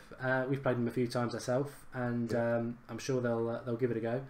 Kevin O'Brien says that he thinks Fellaini is number 10. I thought Pogba looked like number 10, as Jake Bullman says, but I'm sure they'll interchange a lot, and Herrera will sit. We hit 1,000 likes, which is a good thing. That means we're going to win. Yeah, good. And 4-1 or 4-0, even better. Rojo back though as well. That's it's a bit like having a load. It's funny how Basil's coach looks like an ugly David Beckham, a brown-haired ugly David Beckham, but without the moose. Yeah. We started hitting Fellaini with the long ball. Yeah, he's dropping quite deep actually, Fellaini. I'm surprised that he's where he is. Pogba's dropping deep as well, so it's unsure about who's playing number 10. I think they'll probably rotate into that position. I was surprised that Rashford was on the bench. Yeah, I think Martial came off first against Newcastle, didn't he? And I pretty much Fellaini I thought Fellaini was fouled there, but I did as well. But the referee was right next to him, so I probably thought they've gone down on the right hand side. Oh. But good to see Rojo back. I mean, it's as we're saying, it's a bit like having 3 new signings with Pogba and Pogba and Zlatan and Rojo back. And in November, not many teams get that, so it's great. I'm sure we've got that to come. I'm guaranteed we will see Zlatan at some point in this game, because as Mourinho said, he does need minutes himself. So real big boost for United, and as we've said so many times, I think Bay's becoming a bit like Phil Jones. He picks up a lot of injuries. So we were talking about Smalling last night and how invaluable he's been, and some people not sure about Lindelof yet. So Rojo being back, one of the stars of the season last year. Yeah, he was actually, again, he's one of those players that was, listed as the one that was going to go wasn't a United player, and Mourinho would get rid of him, and he became probably one of his most reliable players, playing in centre back actually with Phil Jones when Smalling wasn't there. So good to see him back. In there by Fellaini. Yeah. Lukaku. Yeah. Spreads it to Martial into the box. It's gone a bit wide for him, to be fair, but it's Martial's first touch of the ball, and he's lost it. Nothing comes of it. Oh well, it's only 4 minutes so far, so it's not too bad. But they have actually caused troubles on the right hand side, which apparently Celtic are winning 1-0, says Cathal, against PSG. That won't last. Yeah. I think PSG are probably still in the tunnel, aren't they? They must have scored that goal while they were giving them just a head start. tying up their boots. Yeah. Like saying, Chase, I'll count to 10 and then we'll come out. A few people saying they wish Luke Shaw had started and hopes he comes on. I don't know whether I think if Luke Shaw's not started, I don't think this is the sort of game he'll bring him on, to be honest. But yeah, I don't know. Well, I think the only game that Luke Shaw will start for Manchester United is if it's in a FIFA 18 game. Honestly, because we talked about this guy for so many weeks now, and there have been players that have been injured in other teams, and they've come back and they're getting game time, and he's still on the bench. I mean, when you think of it, Zlatan was out, and he's had game time. It is interesting though, isn't it? Because I felt that Luke Shaw being on the bench at the weekend and no Blind or Darmian was like, wow, it was like one of many pleasing turnarounds from Mourinho that we hadn't seen. This is lovely build-up play by United. Oh, come on, Lingard. Come on. So Lukaku, ball up to Lukaku. He lovely settled header into the path of Lingard, running through. He's just got to get it through to Martial, and Lingard fails. Otherwise, Martial was 1-on-1. But it's been a good start to the game. Good start. I was listening to yourself and Russ talk about Mkhitaryan and not being in the squad. I'm not surprised. To be fair, not we I think most of the live comments and us as well completely forgot that Mkhitaryan wasn't even part of the squad, which, as Matthew McFadden said, that just says everything. It's not even registering. He deserves to be dropped at the moment, and it's down to, people are calling it hate because that happens a lot on the United stand when you are critical of players. It's not hate. I think what we're all saying is run the gauntlet, Mkhitaryan. You either put up or shut up. Really, you're gonna have to work. And I mean, I had a Twitter conversation with someone weeks ago, and I said they were talking about assists, and I said assists don't mean anything if you're number 10 and you're not actually helping your striker, and you're not providing chances, and he wasn't then, and he's almost since Pogba's injury, he just almost seemed to go backwards, so he hasn't helped himself. You need to actually fight for the shirt, and someone says the shirt is like Excalibur. The Old Trafford, the Manchester United shirt. It's only the worthy can wear it. You can try it on, but after a while, if it's too heavy, you've got to take it off. I'll tell you what, it's been a good start to the game. Both teams trying to play football. United, probably slightly on top, which is good. I've seen United play in Europe a few times before, and it can be a bit messy. We've started off with intent. There was a point there where Pogba went down under a tackle and started stretching around, which is, I think we're all going to have our hearts in the mouth with Pogba tonight. But it's been a good start for United, and the pitch doesn't look too bad either. No, it doesn't look too bad. I thought it would have been worse, but it is a bit. I tell you what, it's a bit of a shame that we've got Blind and Darmian as fullbacks, because I think the way United are set up, it would really, i.e. Luke Shaw, play into the hands of having fast overlapping fullbacks, which I think Darmian, the only thing Darmian overlaps is his duvet when he puts it back over every morning, and Blind probably tries to overlap, but by the time he gets there, it's 90 minutes. So I think that's the only thing that's a bit disappointing about tonight. But having said that, we are away. Basel aren't a bad team, and I think Mourinho's probably just gone a bit defensive with his back four, but everything else is looking good. I think, to be honest, he's approached this game like many of the other games in Europe. He wants to make sure that the first 20, 25 minutes there's nothing to be concerned about. Get good consistent passing going, and then hopefully hit them on the break. Yeah. And then once that happens, build on that. And I think, considering the players that we've got there, Smalling, Lindelof, Blind, not Blind, Rojo, he's made sure that he's basically explained that to the players, and I think the fans would have to appreciate the squad that's been picked. Actually, Fresh King SG says yeah, the atmosphere's bouncing out there. This is why I hate it when we're not in the Champions League. One, because of the status, but two, it's a fantastic tournament, and I especially like the November-December games because around Europe it's there's an atmosphere and winter's here and it's great. I'm really and I'm glad that we're doing well in it. But what I was going to say as well is, and before it drops out of my head because I have good ideas and then they disappear, was that as much as we moan about the Manchester United squad, and I think it has got a lot of deadwood in it, when you look at it tonight, we're playing an important Champions League game where we can't afford to lose. We need a point to qualify top of the group. We've totally left out the best goalkeeper in the world. We've left out two of our biggest consistent performers in Young and Valencia. We're missing our first choice centre-back pairing of the season, which is Bailly and Jones. Matt has been left at home. Rashford's on the bench. Matic is on the bench. There's a lot of big players out for United. And I know for a fact that your Liverpool, your Arsenals, probably even your Chelsea's to be a certain extent, they're missing that many players and they're in big trouble. So, we've got I agree we're probably still 3 or 4 positions that need improving, but we've got a hell of a squad. And you really do see it in games like this where you think about the players who aren't there or are on the bench, and it's massive. And also you're replacing them with internationals or very experienced players. I mean, I'm looking at Fellaini and Herrera, and whatever people think about them, I know some people don't like Herrera this season. I do. I know some people don't like Fellaini, like me. A lot of people do.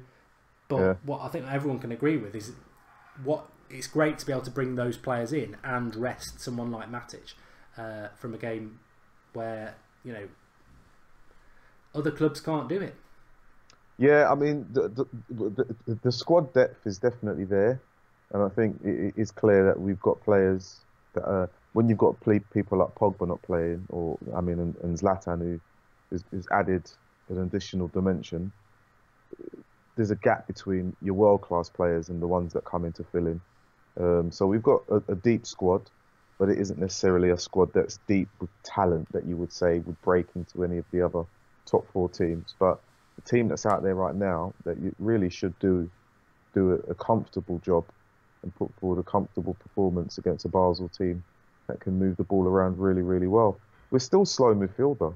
I'm looking at it, I'm still thinking we're still, we ponder slightly, a little bit too long on the ball, and we don't have anyone that runs with the ball from the middle, apart from Pogba when he has a moment. But other than that, it's, if he's not there, who will drive forward with the ball?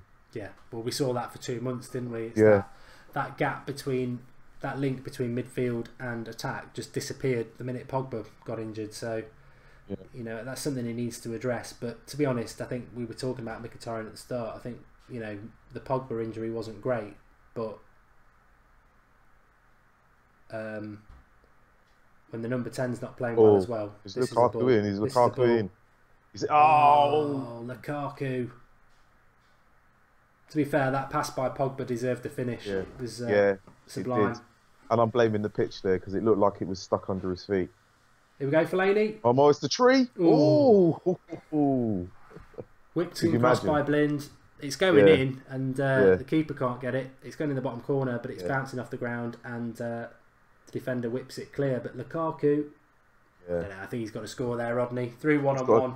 He's got to literally lift it over the keeper there. He's got to lift it over. Fellaini's a little bit unlucky, good defending. But to be fair, the pass by Pogba's sublime to put Lukaku in. He does a lot of work. He's not one-on-one from the pass. He's on his way. He strengthens his way through, and doesn't quite have the finish, which is, as I've said with Lukaku, I don't think he deserves the criticism for that because he's not a one-chance striker. I think he needs 2 or 3 of those, and he'll get a couple. But here we go. Oh, gosh, Smalling. Yeah, again. Oh, seriously. What was that by Darmian? Oh, come on. Sit down. Oh, it's rugby league, that was. Oh, God. Oh, well, we could have been 1-0 up there. I think we just shot it back from Lukaku again. Is there a bobble? No. Yeah, it's a good save. Really... Keeper does well. It's a very good save, actually. And Lukaku is me talking about Rashford not lifting his head up. He didn't look up because the keeper committed himself. So we could have lifted it over the keeper. So I'm sure we'll get another chance. Yeah.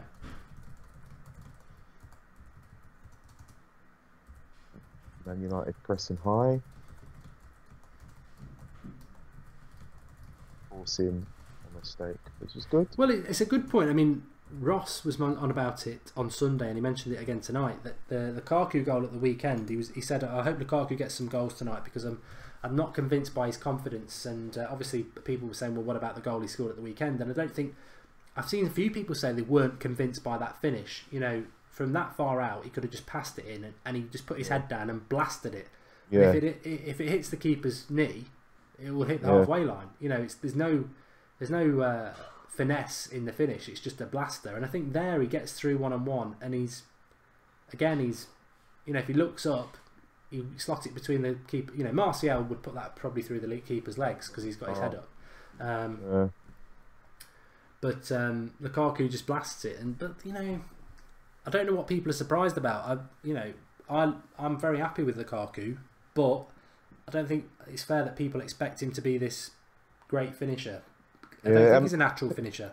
He's not. I think you have to work. I mean, scoring goals is probably the hardest thing in football. You can have all the tricks in the world and flicks, but putting the ball past the keeper, you know, some can actually do that with ease. Some make it really easy. Some have to work it, and he's probably one of those strikers who, you know, despite all of the goals that he scored, he's got to work at that part of his game, so it becomes second nature. And you know, if you'd have thought if that was an Andy Cole or a Dwight York in that moment there, and you thought, right, what's going to happen, or a Ruud van Nistelrooy, you know that's going in the back of the net. If you are new to the United Stand, I know we've got quite a few people watching. Make sure you click that subscribe button in the bottom right hand corner. Fantastic community that we have here. We're live every night at 8 o'clock, and lots of topical shows and discussion, live comments, as you can see. Always part of it. You're always part of it. We have Skype shows where you can Skype in and everything. So get involved, keep spreading the word, and we might hit 149,000 tonight, which would be great. We'll be very, very close to 150. So keep getting involved. And make sure you don't just watch the watch-alongs. We'll be live again tomorrow night at 8 o'clock, so keep getting involved. And thanks everybody who is involved. In relation to the game tonight, good chance for Lukaku from a good pass by Pogba. Gets himself one-on-one, hits the keeper's leg. And then straight after that, good cross from Blind. Fellaini gets up well. It's heading towards the back of the net, but their defender gets back. So balance of play. United definitely had the two best opportunities. And Fellaini... He's had two now. Probably should have done a bit better. Second one there, keeper didn't even move. Keeper didn't even move. Oh, I thought... Watching it, I think Fellaini's got to score that. But what I've always said about Fellaini is, of course he's good in the air because of his height, but actually his heading isn't as good as it should be for a player who's that big. I'd say his heading ability is probably about 7 out of 10. But, you know, like... 6. Yeah, a specialist header would have put that in the bottom corner very easily. But he's had a couple of chances. Ross is convinced he'll score again tonight. He'll score tonight. Yeah, so he'll score too, probably. It's Lingard for the first 2 or 3 chances where he had the opportunity to play the ball in. I haven't really seen much of him since then. To be honest, though, I mean, lost the ball I think again. Lingard and Martial have both started off a bit rusty, a bit shaky. Yeah. But. Perfect game for Lingard to play tonight. Exactly the perfect game. This is what he is to me. He is that squad player who, in a game like this, comes in, gives you a performance, and allows other players like Mata have a night off. So he needs to grab the opportunity. But yeah, he's. I think Lingard's got away with it a bit this season. Ross was on about him as well, saying Mkhitaryan was shocking at number 10, but Lingard did play there a couple of times and wasn't much better. I just think Mkhitaryan was worse, and you expect more from Mkhitaryan, so Lingard sort of gets let off. I don't think Lingard's had a very good season, to be honest, so far. I think again, even Mata. There was a game Mata played at a number 10, who you both asked. Obviously, it might have been the Huddersfield game, actually, and he was terrible in that game. He dropped so deep, and I think whoever plays at number 10 needs to play in that position for a number of games. Yeah. To get the rhythm, and we've chopped and changed so many times. It's not surprising, really, that they can't find a 10-yard pass. To be honest, I'm a big Martial fan, but he ain't played well tonight. No, he hasn't. He's been a bit, he looks slightly frustrated. Yeah, and I think there was a game. Was it? Who did he start? It was Huddersfield, didn't it? He started against that, and he got frustrated. Yeah, And yeah. Basically, they roughed him up a little bit in the first 10 minutes, as my old Sunday football manager would say. Let them know you're there. yeah, All right, Fellaini's now dropped deep to pick up the ball. Do we need him now?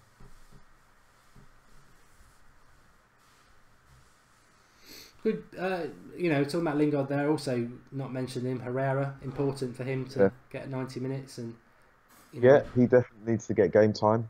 He definitely needs to get game time.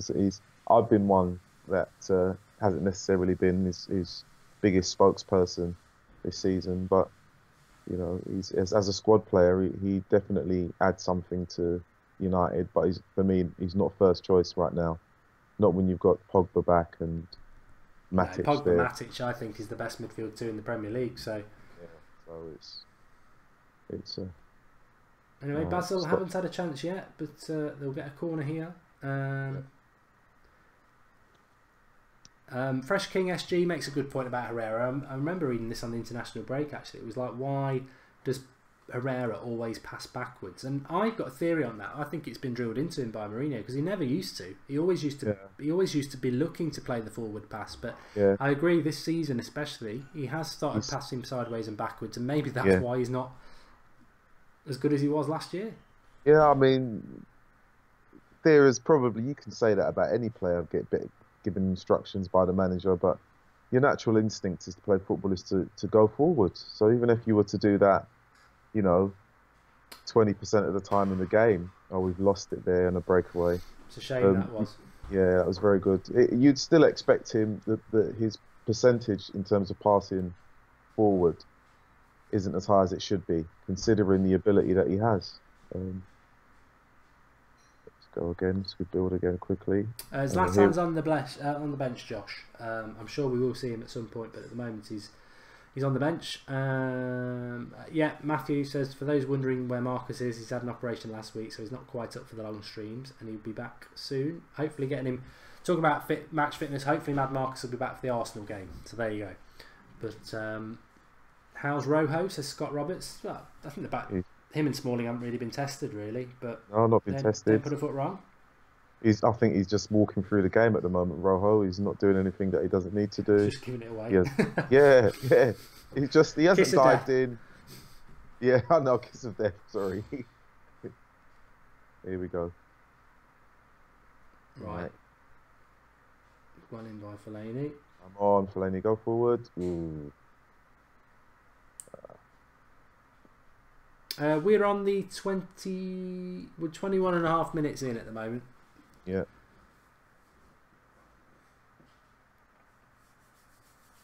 To be honest with you, as long as it's this sort of a game and it's slightly patchy at the moment between both. I'll be happy with the point. It puts us through top of the group, so yeah, very happy with it. Yeah. Someone says, "Well, 150,000 subscribers." I'd love us to do it when we're live, but my experience, well, if you're new, subscribe is all I'm going to say, and then we'll see where we are in the second half. But for now, it might not happen tonight. We might have to wait till the Brighton game, but we'll get there. We might do it before the end of the month, which would be great. Herrera's just been fouled in our box. I was getting excited there because of the camera angle, but it's their box, isn't it? It's not our box. He's not that far forward. No.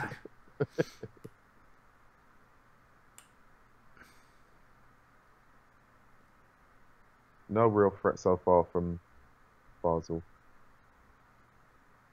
Are we playing better, says Denise? Well, we were very good against Newcastle at the weekend.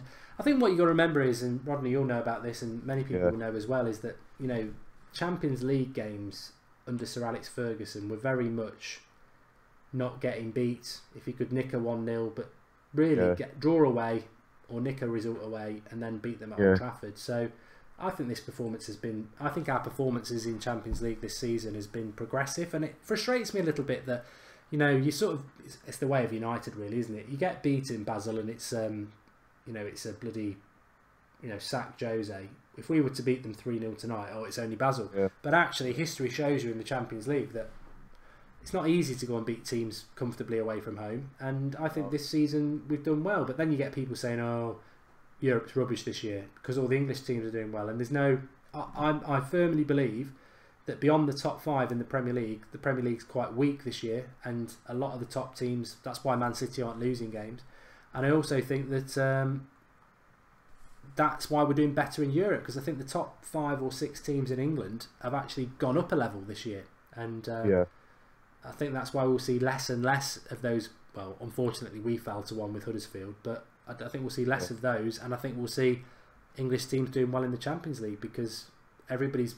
Well, look at the managers. Conte's a good manager. Pep's a good manager. Mourinho's a good manager. Pochettino's a good manager. Yeah. So. This is. For those who aren't old enough to remember, the Manchester United's entry into the Champions League in the early years under Ferguson, we were a battle, weren't they? Manchester United got torn apart in some of those games. You know, were naive defending at times, at home and away.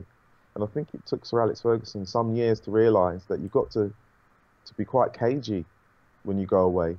And more importantly, not even so much to lose a goal, but to score a goal. He'd rather have a 1-1 than a 0-0. And then, you know, make sure that you get the 3 points at home. So, considering the game as it is right now, it's not been too bad. Not been too bad. Some nice little interchange there. Yeah. I'd like to see us get Martial in the game a bit more, because I think this game is sort of passing him by, and you can see him coming off around the hour for Rashford, and then it's like... He looks isolated at the moment. Yeah.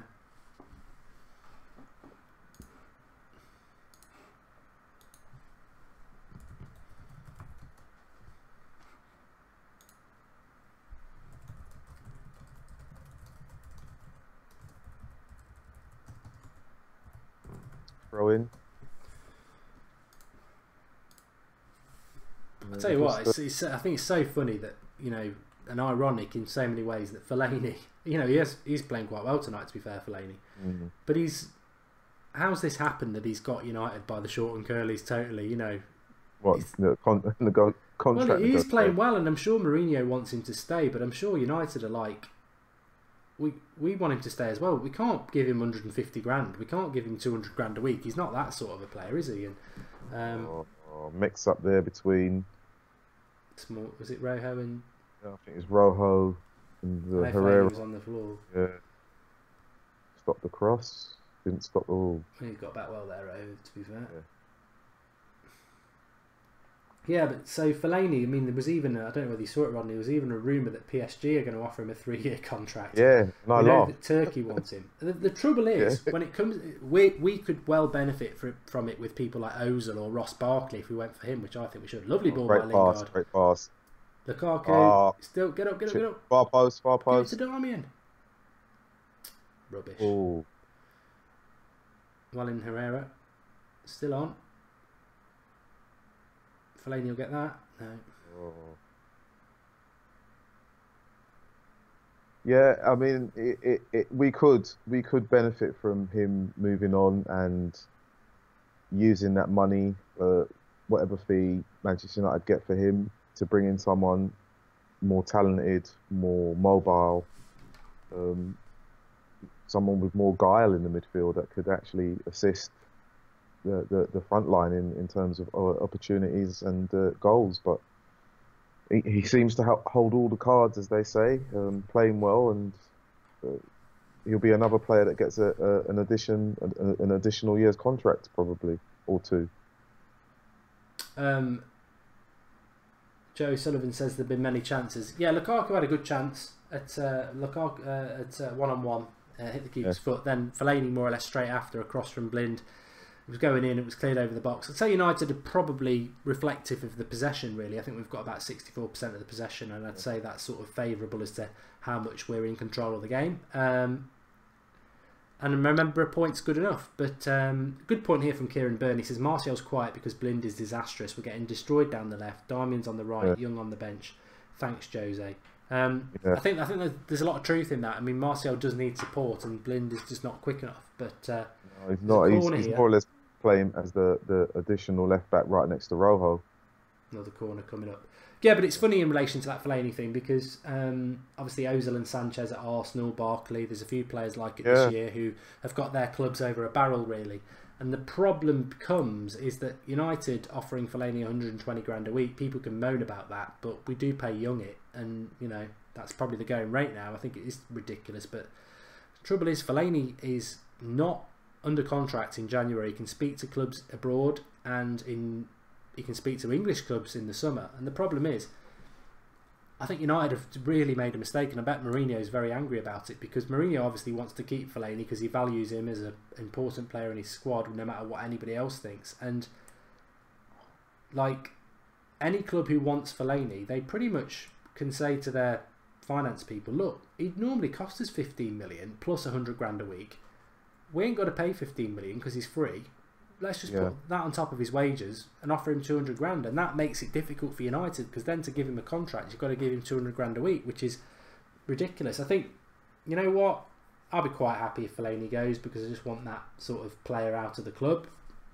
I don't like that sort of player, but I think United are stupid to have allowed this situation to arise. Just like I laughed at Arsenal for doing it with Sanchez and Ozil, and I think it's really poor planning by a multi-billion-pound business to have a player who's really got you by the balls now, and effectively he's playing well tonight as well. So it's like, are we going to give him the 200 grand a week? Yeah, I mean, I questioned the club giving Michael Carrick an extension when everyone thought that he was going to retire and leave the club, and we've not seen anything of him this season. And it's nearly the end of. That's not a free kick, is it? It's got to be a free kick. Yeah. Good. See what happens here. Can United take free kicks? I'd personally, who would take this then? It's got to be Pogba, isn't it? It's not Rashford. It's definitely a free kick anyway. Yeah, he's not. How can you complain about that? He was definitely late. He's late. Yeah. It's a free kick. Blatant free kick. Yeah. So free kick on the edge of the sort of D here, slightly to the right, very, very close to the goal. Who takes it? Pogba, maybe Daley Blind, maybe Lukaku. I know he gets behind him sometimes. He's not behind this. It will be Blind or Pogba. I think it favours Pogba for me. I would prefer someone who's used to shooting at goal frequently. I'd like Pogba to do it. If it's Blind, then I can see it going over the crossbar, but then he might just step up and put it in the top corner. If Blind scores, it'll make Kieran sit down. Everyone's saying Blind score, Blind score. But I'd like to see Pogba score it, and then we can all sit down saying he shouldn't have started. But yeah, well, that'll be him. He'll have his minutes, and he'll say, "Right, job done." This is going to be Pogba. You can see it in his eyes. Yeah, it's a bit Beckham-esque, and you can hit him like Beckham. It's almost if Beckham was behind this, you'd fancy it round the wall in the top corner. If he gets it right, the keeper won't save it. Got to be to the keeper's left. He's hit a few of these before, hasn't he? And he's at the post. Perfect. Oh, too much. Oh. Too much. Not enough pace. Over the bar. The keeper was so far over to his right, it was almost inviting him to take that corner. Oh well.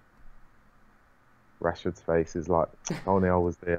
And Zlatan, like, yeah, it's a shame we're not on the pitch. It really isn't, lads. I love you both, but I hate your free kicks. Yeah. Oh, gosh. Good jump now. Somebody was just saying, do you think United have played a bit too defensive tonight? No, not at all. No. Let's not forget, a point's a good point. I know we all want to win, but in the grand scheme of things, I'm quite enjoying the game. It's interesting. And I haven't seen Griezmann's quotes. I'll go and have a look at them because we always get a little bit of time. But they'll only upset Rodney. He doesn't want Griezmann. But no, yeah, point's a good result, I think. So I haven't seen anything from Basel that concerns me. Lukaku's just gone down holding his head. Yeah, well, the defender actually went right through him, so I don't know how the referee hasn't kind of pulled him over the defender. Clash of heads.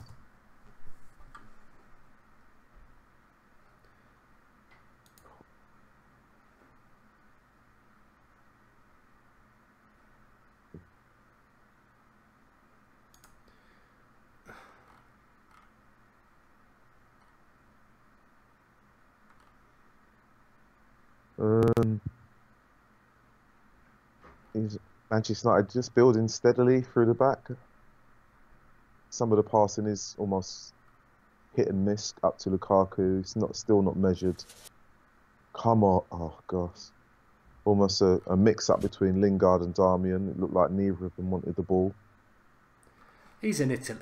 You know, I always thought these were fake quotes from Griezmann, but it's like, although I might be missing out on titles, I have everything here to be happy, but that does not mean I won't go one day.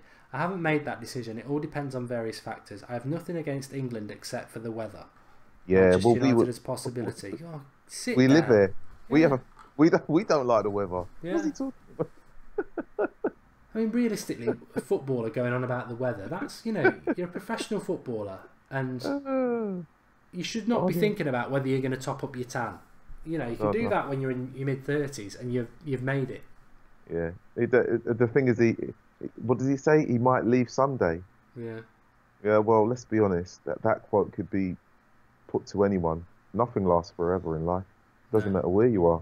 So saying you might leave, it's not like you might, you will. It just depends on when and where you go. He's doing that social media thing, teasing United fans, saying, "Oh, Manchester United is a possibility."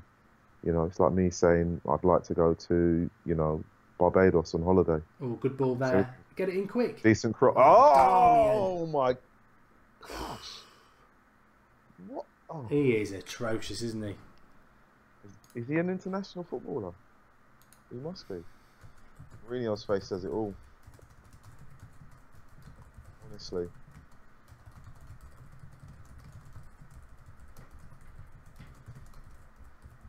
He couldn't cross his legs, that lad. Yeah, no, he crossed the ball as if his shoelaces were crossed and tied. Oh, gosh. In moments like that is when you need a decent cross, measured and accurate. You know, I think that's why everyone eulogised so much about Pogba's bit of skill on Saturday when he lifted the ball up to the far post, because if that was anyone else, it'd probably been hit like a hammer. Right. Martial's had the ball for a moment, but yeah, Martial's been disappointing tonight. I've got to be honest. I'm a big fan of his, but it's not working for him at the moment. Oh yeah.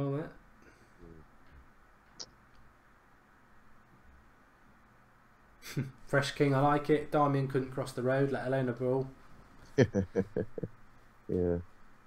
Lollipop man is required. Darmian is atrocious. And the thing is, he's worse at right back than he is at left back, and he's naturally Herrera. Oh, what a pass! He's a naturally right-footed footballer who's terrible on his natural side. I see. For me, Darmian's the player to get rid of, because Italian clubs, he still gets in the Italian national squad. They've got a really good perception of him, and I think we more or less recoup our money, and we can do a lot better. So he, for me, I'd just sell him. And nothing, you know, he's been okay for United. I thought he started off well, then LVG sort of destroyed his confidence, and Mourinho's brought it back every now and again. But no, for me, the fact that poor. That him being in the Italian squad tells me everything that I need to know why Italy isn't in the World Cup. That's if he is your number one left back or right back, then yeah, you deserve every reason not to be going to the world's best competition. So they need to do something, because I can't understand how someone who's naturally right-footed is terrible on his natural side and is much better on his left side. It's almost here we go. An anomaly. Yeah. Oh, we switched it, and Martial's on the right. Yeah. Who's that? Oh, is that Blind? Oh, that means he's coming back inside then. There we go. Like Lingard seems to be dropping deeper and deeper. So Lingard, Martial's gone inside, looking for the ball. I mean, to be fair to United, Basel have parked the bus. If anyone's not watching it, Basel are parking the bus against us tonight. So, you know. again, I think it's unlucky for Martial because he probably would have benefited coming off the bench for the last half an hour. Like I think Rashford will probably have a good half an hour because Basel will need to try and get a result because they're 3 points behind Moscow now, with Moscow winning tonight. That puts them in second place. So Basel need a result, otherwise they're in the Europa. I think Lingard's actually had a better half than Lukaku, than Martial. Yeah, he has just.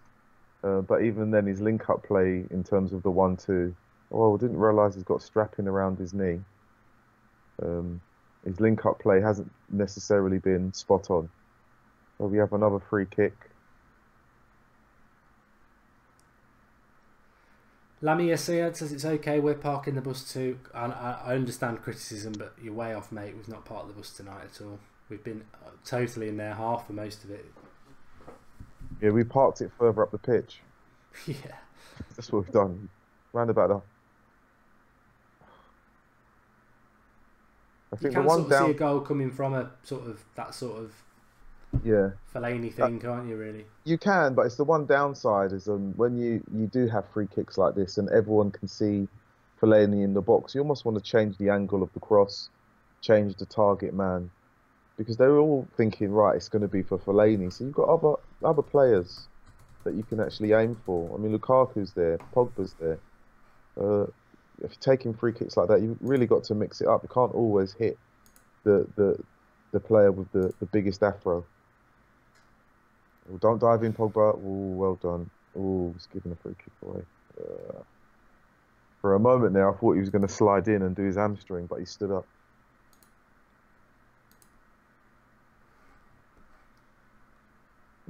Cheap free kick, really. Player looked for it, dived into Pogba and fell over.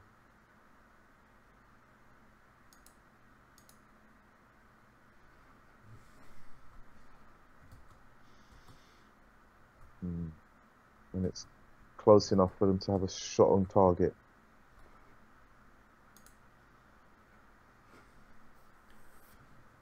I was going to say, if it was Romero in goal, I'd have total confidence. Sorry, if it was De Gea in goal, you'd never think that he was going to score from here. But let's just see what happens with it. It's a long way out. It must be, what, 30, 35 yards? Someone has put in the comments, is Manchester United playing today? Yes.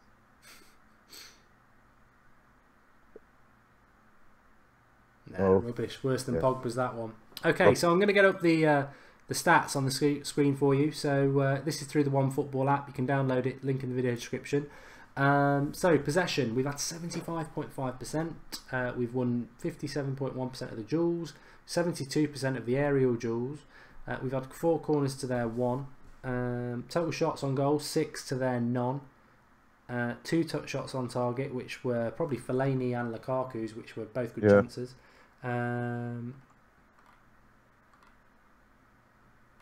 Distribution, 376 passes to their 117. I think it's obvious who's pressing, and funnily enough, we've considered more fouls than them, which is interesting. But there you go, domination of the old possession, I suppose. But anyway, here's Martial. The bus 3 players behind him already. That's the problem with Martial. Well, they realise he's the problem. Goal! Yes! Oh! Martial cross. Martial came alive and put it on Fellaini's head, and Fellaini hit the post. Right. How did he not get that on target? Oh, he didn't even touch it. Actually, and he still hits the post. It glanced his hair, not even his head. He actually got no contact on that ball at all. That was Martial. Great cross by Martial. So,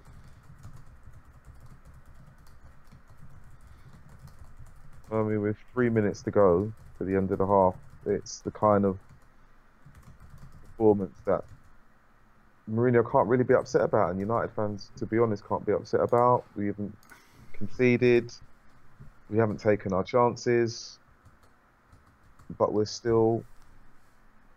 We should be 1-0 up at least. You know, we've had 3 good chances in this game. Fellaini's had 2, Lukaku's had 1. And we could have been at least 2-0 up. with the chances, considering the two that Fellaini had.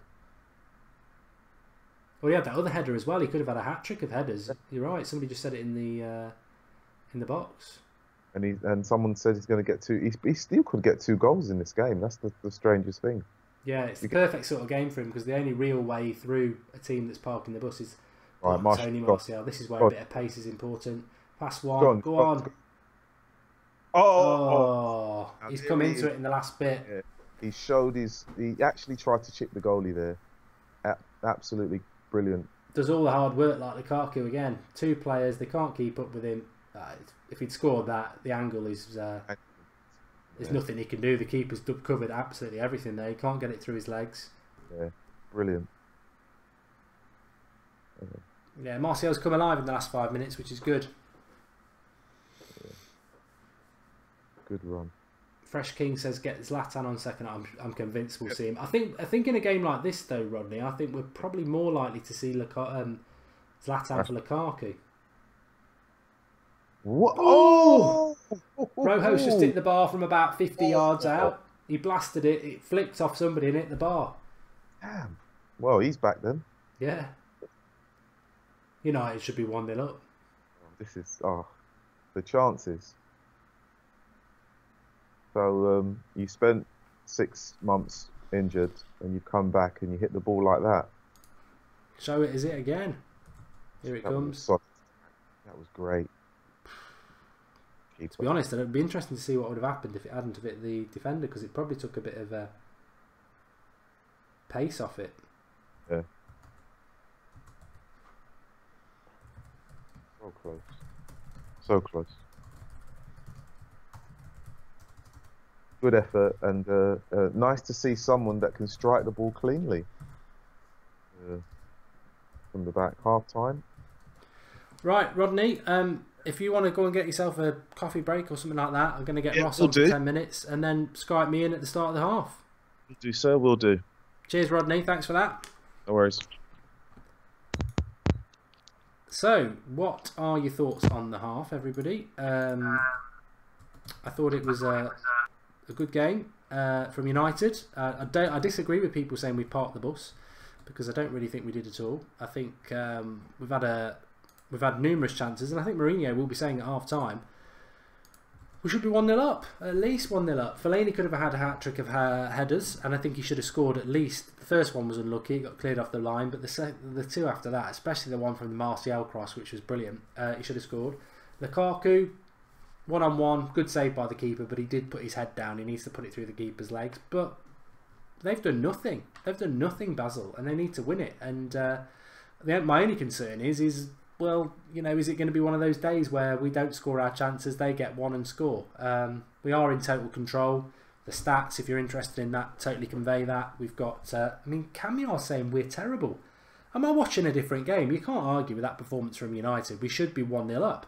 We could be 2-0 up, and in which case, I don't think people would be moaning. It's an away game in the Champions League against an experienced Champions League side. Maybe not the best, but they are experienced. And we've done all right. Ross, can you hear me? How you doing, Mark? Yeah, good, thanks. Some people not happy with that half, but I thought we did all right. I'm 50-50, mate. I think considering, like you say, what it is, we're kind of playing at a canter. It was all right. There's just a few minor things that I kind of picked up on, and one of them is Herrera's inability to play a forward pass is really starting to get on my nerves. I think that's been drilled into him now. I mentioned that in the first half. He used to do it all the time, and now he never does it. He must have been told not to do it. Yeah, it just, I think I for a period in that half counted 27 passes back to Chris Smalling, and it was just winding me up. And the second thing is that our right-hand side is just trash. Darmy and Lingard are giving us absolutely nothing, but that's the personnel that we have. But the left-hand side with Martial, there's just always that threat of that. That phenomenal run that we saw, it was brilliant. And the third thing is just the absolute dominance of Pogba. He literally looks like a 16-year-old playing amongst 10-year-olds out there. He's so far above any player on that pitch. It's a joke. And finally, my last point is something that we all know and we all seem to forget about, is that Fellaini can't actually head a ball. I did say that in the first half as well. I think at best he's a 7 out of 10 head. He gets on the end of them, and he's good at getting on the end of them, but he's never actually been that good. Well, he's okay with his head, but actually for what he is, why he's never spent any time learning how to head the ball, because he'd have had a hat-trick tonight. I mean, that second one, I don't even know if he got a touch on it. It looked like he missed it, and it looks like Martial hit the post. Any touch on that, and that's gone in. He does make some connection because it does deviate, but you know. Oh, fair dues. But even the one before that, he should have scored. You know, yeah, the keeper was rooted to the spot. Yeah, it's not been. He's been frustrating me as well, Fellaini. Actually, to be honest, because there's a key few points when Pogba doesn't have the ball. I see little bits of movement. There was 2 or 3 times I saw Pogba in what I like to call the quarterback position, and he's looking up, and Fellaini is literally just standing there looking at him. And it only seems that he comes alive after United lose the ball, Fellaini, which for someone in a key midfield position is not the greatest. So look, there's a lot of negatives, but also I'm calling out the negatives because they need to be fixed before Sunday. But if you look at what the game is, it was absolutely comfortable, dominance. Not a shot on goal for them. No, we'll flatten them in the second half. I would like to have seen Lukaku do better with that chance, to be honest. But again, I don't think Lukaku's a great finisher. I've never thought that, to be honest. No, he had his head down again and just blasted it, didn't he? Whereas I think if that's Martial, he puts it through the keeper's legs or he finds the bottom corner. But you know, we've got a sort of varying strikers. We've got Martial in a one-on-one who will look for the finesse finish. You've got Rashford who sort of splits between the two, and then you've got Lukaku who just puts his head down and blasts it. And yeah, I think he should have scored that. He did all the hard work. It was a good save by the keeper, but if he actually looks up, you pick your spot. Yeah, because that Martial finish on that run, obviously I know the keeper saved it, but it was the right finish. There was nowhere else you could put that. No, and I think if Lukaku does that against that keeper, then it's 1-0, and that was an old trick of Rooney's actually. Rooney's classic one-on-one would be just a little dink over the keeper, but I've never seen Lukaku do it, and that's even in his Everton days. He's always been a head-down blast it. Most of the time it goes through the keeper's legs. But when you're on not a great run of scoring, you kind of need to start trying different things, and he's not doing it. But at the same time, he was offside anyway. So, but Pogba for me today is just been brilliant, and it's also great to see Rojo back in that defence. And I know, let's be honest, I think Basel did abysmal, to be honest. And I think if they played like that in the Premier League, they'd be looking at relegation. That they were awful in that half. Yeah, I do. I think it's interesting from Basel as well because they need to win. They are third in their group. In fact, they've just put it up there. They're third in their group, and Moscow winning puts them there. So Basel have got a great opportunity to potentially finish, you know, in a position to qualify for this for the next stage. And as things stand at the moment, they're sort of they're blowing it. So it is interesting. I realise why my phone's broke now. So yeah, I'd imagine what I think will happen in the second half is that Basel will come out a little bit more, and that will force a little bit more space for United because there is one team parking the bus, and although some people seem to want to say it's United, there is one team parking the bus, and that is the Swiss side at the moment. So I can see Rashford coming on, I can see Zlatan coming on. I'd be surprised if Pogba plays a full 90 minutes as well. Yeah, for me, if Rashford comes on for Lingard on the right, this game's won. Piece of piss. It's the only problem is we're so dominant on it. And you know, there was a really brilliant clip, and you would have seen it, which is when Darmian had that chance, and then he just bashed it over to Blind, who then bashed it over, and the look on Jose's face, it was the devil's stare, and it was literally like, well, what the hell have I got here? Can a Premier League fullback on 100 grand a week? You seen that again? Yeah, it's terrible. I thought he's closer than I thought he was.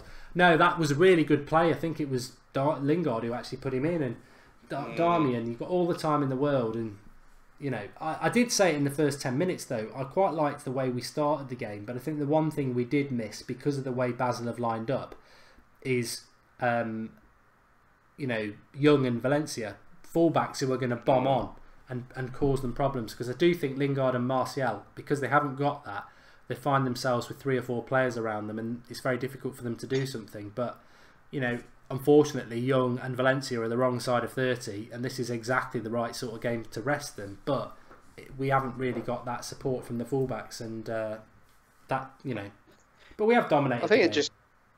I think what you just said there, guys, show you something that I haven't picked up on at all. Really, is the fact that we kind of get carried away with saying we need another midfielder and we need a number 10 and we need a centre back not injured. I think come January and definitely the summer, we need a right wing back and a left wing back as well. Because if he's not going to rely on Shaw, it means we've got nothing, and you can't rely on Ashley Young and Valencia going forward. They are, you know, the wrong side of their career, and Valencia's brilliant, and we'll be buying backup for Valencia, but it's needed because Darmian is no backup for Valencia. Yeah, there's a lot of people saying, oh, Fellaini's played well in that half. To be honest, I don't think Fellaini's good enough for us to say he's played well in that half. He hasn't. He's done okay. For Fellaini for us to say Fellaini's played well in that half, he's got to do the thing that he's on the pitch to do, and that is score one of those 4 headers he had. And I know one was cleared off the line, but if he'd headed it harder and not so, you know, he'd not gone for the ground and gone for the air, that would have been a goal because the defender wouldn't have been able to do it. The one from Martial, he's got to score that. There was another one as well. We should be 1-0 up. We should be 1-0 up. And I think Lukaku should have scored that chance. But as I've said many times about Lukaku, one chance Lukaku, don't bank on it. I think if he gets 2 of those chances, he'll score one of them. But one chance, we've seen it already. We already knew it when we signed him. So, and I think Martial's chance, brilliant, absolutely brilliant. Does all the hard work. I don't think he can do anything else from that angle. The keeper's got it well covered. Yeah, I think anyone else would have fallen over, to be honest, because the balance was brilliant to stay on his feet, and it was like the ball was glue to his feet. It really was. It was brilliant. The thing that it's going to be brilliant, because I know Zlatan's going to come on, and I think he's going to make a difference in this game, if you ask me.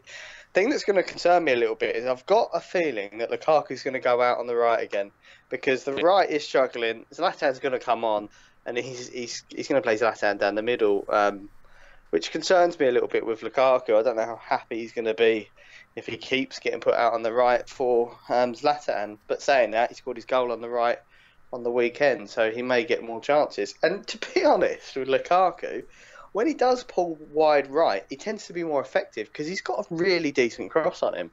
And he tends to pull centre-backs out with him because they have to double up. So we'll see, but the second half's going to be really interesting. And I'll repeat it, as I said it earlier, it's so good to see Rojo back on the pitch, and what a long shot that was, mate.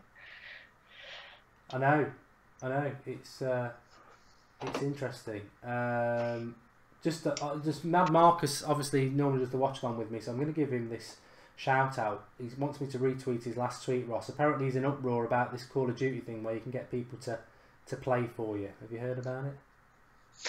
Yeah, he tweeted me about it as well, to be honest. It's not that.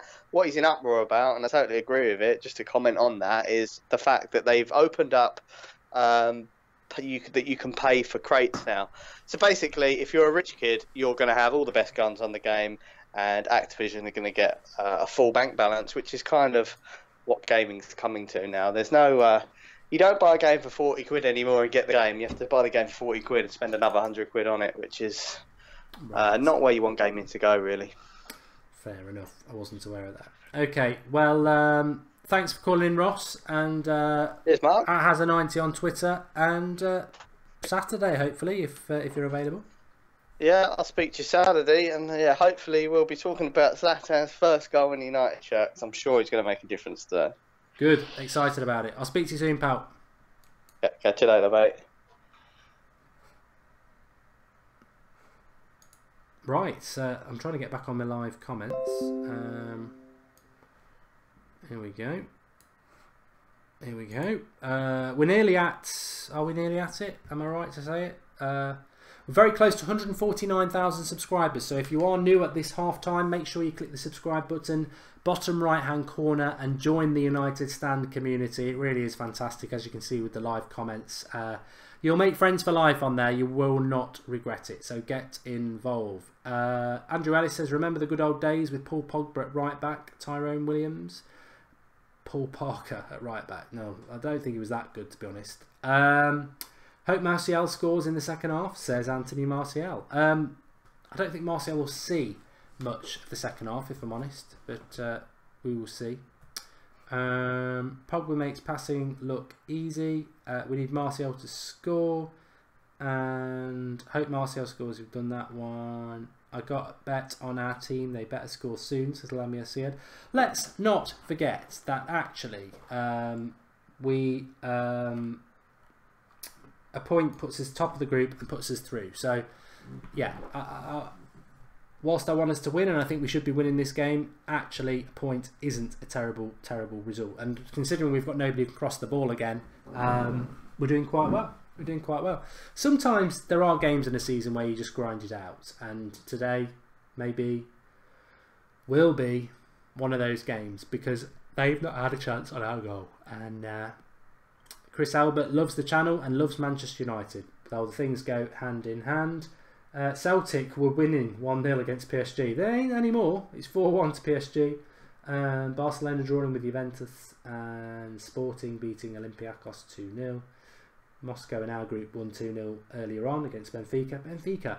I wonder how much money you would have got on that Benfica will have no points from 6 games. Well, they've got none from 5.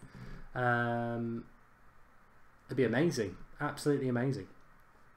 Herrera was good defensively, says Max 226. Take off Blind, says Quezzy Brown. Shaw on for Blind, please, says Anthony Martial. Yeah, I would like to see that happen. I don't think it will. Shaw for Blind is the obvious move. We're so slow down the left. If we had a right back, I'd do that as well.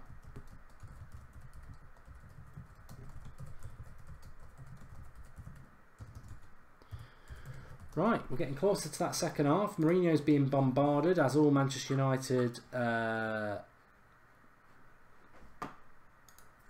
managers and fans do. Willian would be perfect, says the Indian Shrek. I ain't going to lie. I think you're right, mate. I think you are right. We're nearly on... quick shout out before the second half starts. You download, link in the video description, the OneFootball app, and I'll tell you why in the second half. It's free to download, and there's something we can do in the second half which is going to be a lot of fun. So download it. It's on Android and it's on Apple, and we'll bring that into the stream in a little bit. But the second half is about to kick off. It's United kicking off. Rodney's back with me, and no substitutions at half time. But what are your thoughts on the second half? Anything you'd like to see from United in the second half? Maybe some subs? What are you looking at? Well, apart from goals, which would make everyone feel a lot happier, I think in terms of Lukaku, I think his control needs to be a little bit better, and his link-up play with Lingard, hopefully then will come off. And the guy that's walking across the screen right now is Zlatan. If he doesn't do something, I mean Lukaku, he may be on sooner rather than later. I think I'm 100% sure we will see Zlatan at some point, and I think we'll probably. I'll make a prediction. I think we'll probably see Rashford on for Martial at some point as well, because that just seems to be the way it goes. But I would imagine we'll see Pogba off at some point. I wouldn't imagine. I couldn't see. I can't really see the value in playing Pogba for 90 minutes in a game like this. But you know, maybe I'm. Well, this is the thing. I think if he does play, and I would have thought just 45, but if he plays the whole game, we don't need to lose it there. Get up, get back on track. A lot of people want Blind off for sure. I don't think we'll see it happen, but it'd be nice to have a bit of pace down one of the flanks. You're right. We've got a Blind, right, who won't go forward but can cross, and then we've got Darmian on the right side who won't go forward and can't cross. Yeah. So it's kind of like, you can choose which one you want off more. Both really shouldn't have been. Oh, Darmian did well actually there. He used his body because that would have been a tap-in. That would have been a tap-in. Yeah. Both have not added any kind of attacking value to either flank, and it shows for a player who's not naturally left-footed, Ashley Young, why he's held that left side of defence for so long, and we've missed Valencia. So, you know, we could actually make changes anywhere in the team. But if Pogba does stay on, I doubt very much that he'll play against Brighton, because I think that would be just too much. Yeah, we need him for Watford, that's for sure. Yeah, that will be a battle, that game. Right, go past him. Oh, he's done it again. Oh, Lukaku. How many meals is Martial going to set up? Martial again, lovely cross, and Lukaku misses it. His crossing is on He's got point. to score that. You've got to put that on. The keeper's not even... Get chances like that, the keeper has to try and save. He's not even got his gloves dirty. He's just looked at it go over the bar. And now they're trying to play it from the back, which they... Right, pressed high. Right, we've got it in here. Oh, Pogba. Lovely. No! We seem to have gone up a gear, though. Yeah. No, don't Out give it wide. Darmian on the attack. Right, okay. Lingard. A lovely, delightful cross from Martial again, who actually, I think he had a quiet 35 minutes, and then the last 10 minutes he was good, and he started off this half well as well. So I think you're right. I think two of the big problems United have had in this game that they wouldn't have if they had their first choice fullbacks is just that, you know, that lack of an overlap for people like Lingard and Martial with Blind and Darmian there. It's I mean, without natural wingers in the team, without having overlapping wing backs. I think Lukaku's got to do better with that header though, Rodney. I mean, it's well over, and I can't see why. It really is your staple diet for a striker who's asking for the ball to be crossed in. He's on his own. He should hit the target. Should hit the target. And it could be one of those games where he doesn't score. You know, 2 chances early on in the game, in the first and now the second half, you're expecting to take them. And if we were playing a top team in the Champions League, he may only get 2 chances.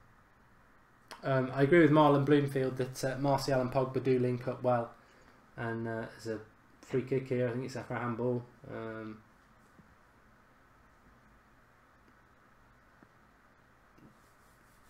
Yeah, St. Columbo's right. We've not been clinical enough tonight. I mean, I think that's fair because we have had a lot of decent chances. I'd say we've had 4 chances that you'd be scoring one of those. So, like I said at half time, Rodney, you just hope that Basel have done nothing. That we're not going to get caught with that sucker punch, which I've seen happen lots of times to United with lots of different managers in Europe. We've got a free kick we've got to face with now, so that sucker punch could happen at any moment. But I've seen teams batter their opponent in terms of chances, and then one freak moment not concentrate. Yeah, the Lukaku haters will love this. Simon Wadsley says Lukaku is just an expensive Heskey. Oh, that is funny. Ooh, God, he caught that one. That was close. Caught that well. I quite like him. I don't know what his name is. Yeah. Seridai. Yeah. An expensive Heskey. Well, as long as you didn't say an expensive Adi Yakinbai, then that's not too bad. He caught that really well. I tell you what, if that's on target, the way he's caught that volley there. Yeah. Technique, that is. Techers.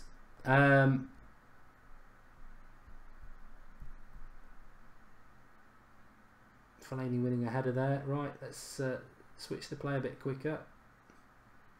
So they've had two attempts now, and we've had 10. They've had none on target. We've had 2. Well,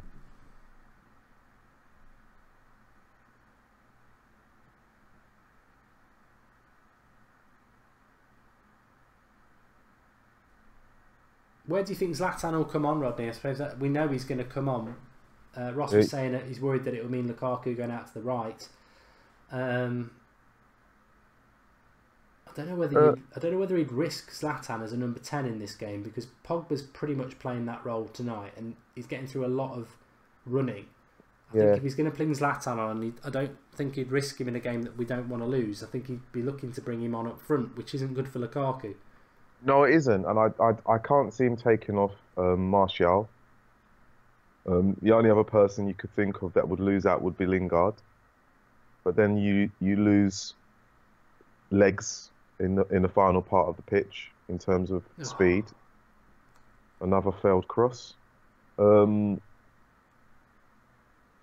I think being Jose's definitely got his work cut out in terms of where Zlatan will fit in this team. Where he'll fit in, I would say the one person he would have taken their place is not even in the team, and that's Mkhitaryan. So it's going to go to someone else. So overlap. Yeah, Basel on the attack here. Yeah.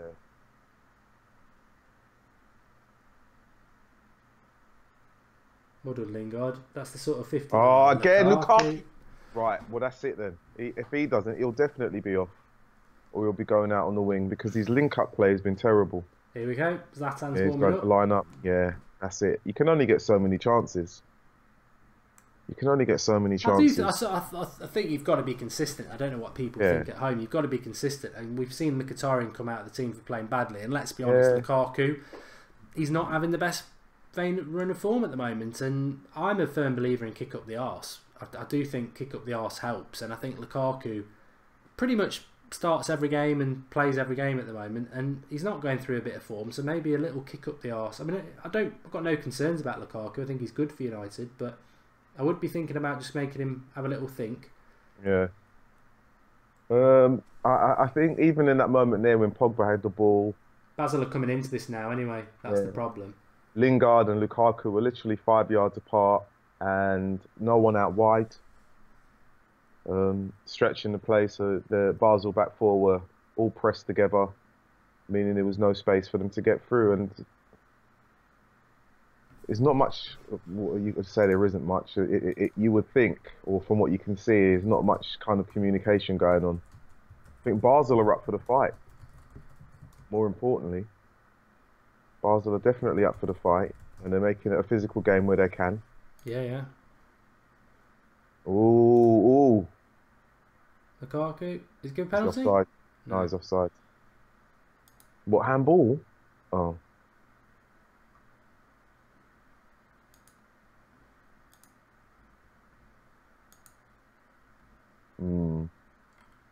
He's offside.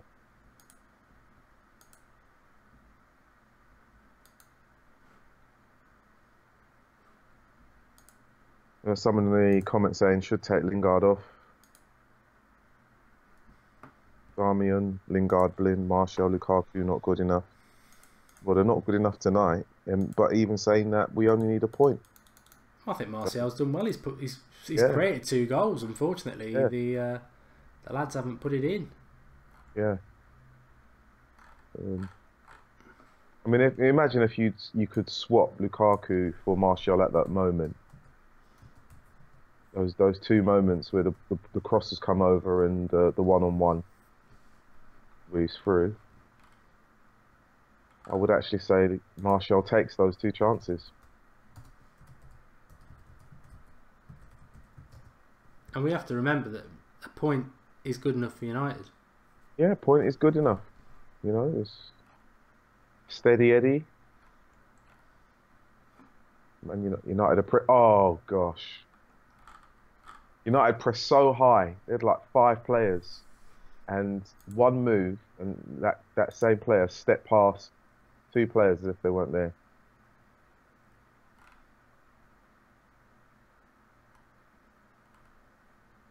And then ends up with a shot on target. Easily saved by Romero, but the ease with which that player went, is it Seridai? Seridai. He went past 2 players as if they weren't even there.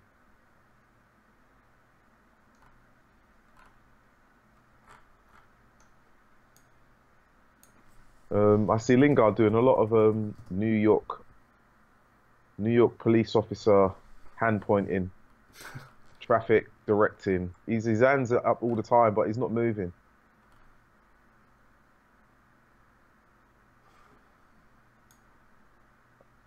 I think as much as Jose will be happy that we haven't conceded, he will be concerned that Basel are growing more confident in the game and that we haven't taken the chances that have come our way or that we've created. And we have created chances, we've just not taken them. Here's a question for everybody, because I've got a theory, but I don't want to shout it out when I'm not 100% sure. United this season, I call it boring grey, and you know where I'm going with this. I know we wore it against Stoke, but we've worn it before. After that, we obviously against Stoke we drew, so that's not a good result. Tonight we're not doing particularly well. Did we wear it against CSK Moscow away from home, and have we worn it anywhere else? There's a question for you.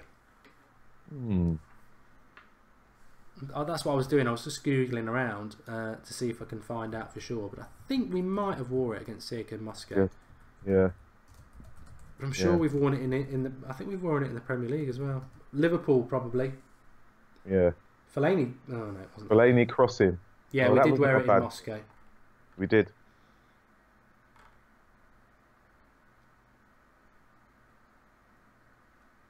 Well, when you've got Fellaini putting the ball over, and not a bad cross either, you can ask questions. Oh, come on, referee. So Moscow, where we actually played well, so that's ruined my argument. Mourinho is now trying to get... Someone's coming on. Zlatan. Someone got Beckham. And we wore it at Liverpool, which obviously was another dull 0-0-er. Yeah.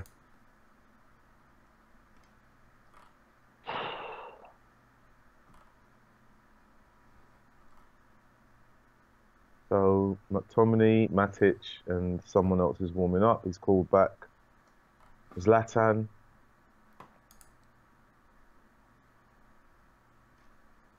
I mean, it's still a considerable chunk of the game still to play. Would he be bold enough to bring him on so soon?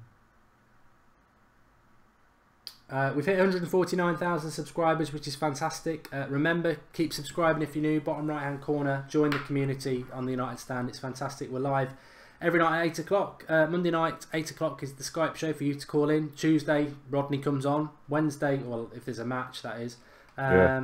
Sunday Night Live is our flagship show. We've got loads of stuff going on. Always got the live comments up with you. So get involved with the United Stand and join the community. You won't regret it. I always say that. And for anyone who was part of the 24-hour stream on Saturday where we raised over $7,000, I mean, it just shows, you know, this actually means something. So get involved with it. Like I say, you won't regret it. You might regret watching this game. I'm joking. To be honest, if we come away with 0-0, you'll see a big smile on my face, because that means we've qualified from the group top, and you know the CSK Moscow game, which is in between Arsenal and City, we can play kids, we can play reserves, and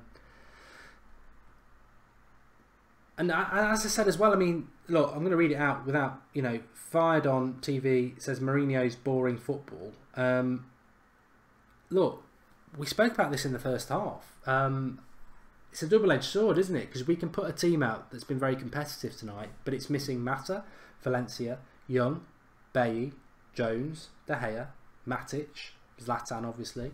Mata, as I've already said. Rashford. You know, we're missing, you know, arguably 6 at least first teamers, and we're away from home in a team and against a team that needs to beat us. And you know, we've been very, very comfortable. Admittedly, I think we've let Basel into the game more in the second half, but I think Mourinho's aware of that. Happy with boring football, says Mank Red Gaming. Well, I don't buy into the boring football thing, because as we were talking about in the first half, this is classic Sir Alex away from home in the Champions League. This is exactly what he would do. He'd just go and grind out, and if it's 0-0, you win your home games, you draw your away games.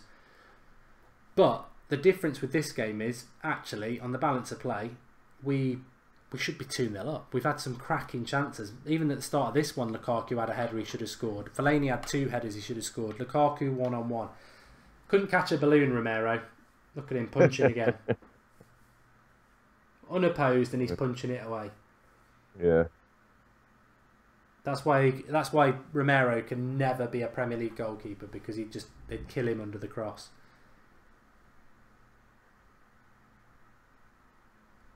Oh, giving away free kicks. Fellaini didn't have to dive in there. Could have just stood or watched the man.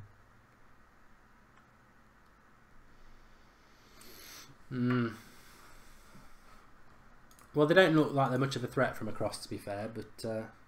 Well, considering the height in our team, they shouldn't be. 1, 2, 3, 4, 5, 6, 7, 8 players back.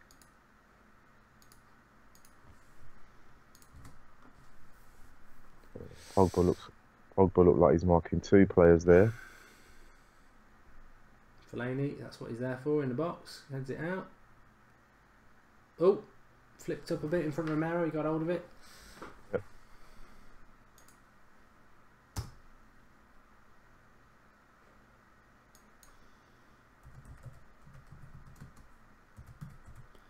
So what have we got? 62 minutes. I would be looking at. I think to be honest, I think Martial will come off.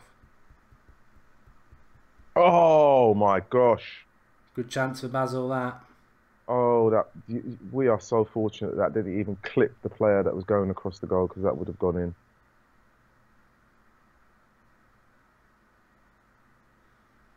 in. That Seridai, 20-yard pass along the ground, cuts right through. Well, he just skips past Blind. I mean, a lot of Yeah, people he have said. literally skips past him. I mean, Blind is a liability, isn't he? Yeah. He literally steps past him like he's not there, and you can't afford that to happen. Not when you're playing there. Lingard's off. Rashford on. Yeah, that makes sense. Yeah. Well, he hasn't really.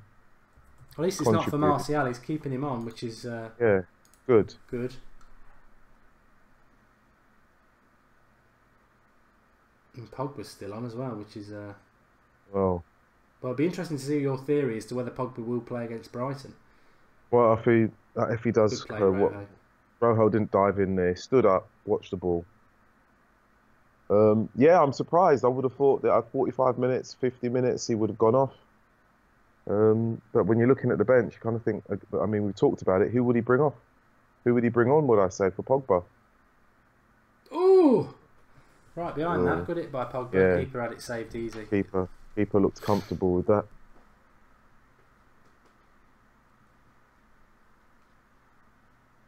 Yeah, this is someone.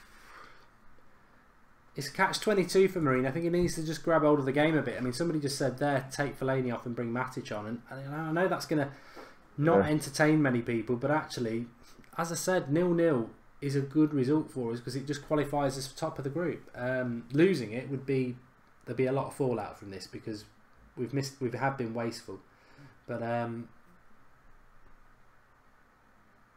think with he's got Rashford and Martial on, he should be thinking about taking Lukaku off.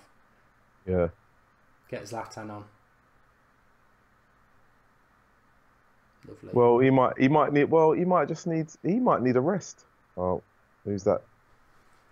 That's Martial, isn't it? Out on the right. Over on the right hand side. Yeah. Matic is coming on.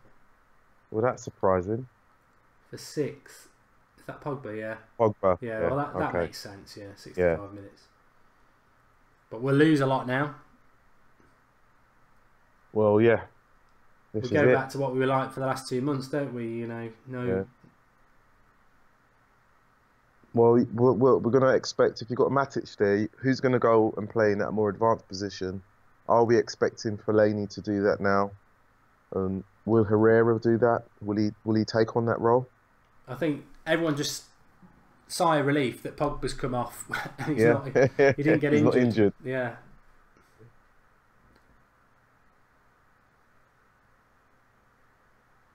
Oh, Lukaku, you shouldn't be taking a touch there. Oh.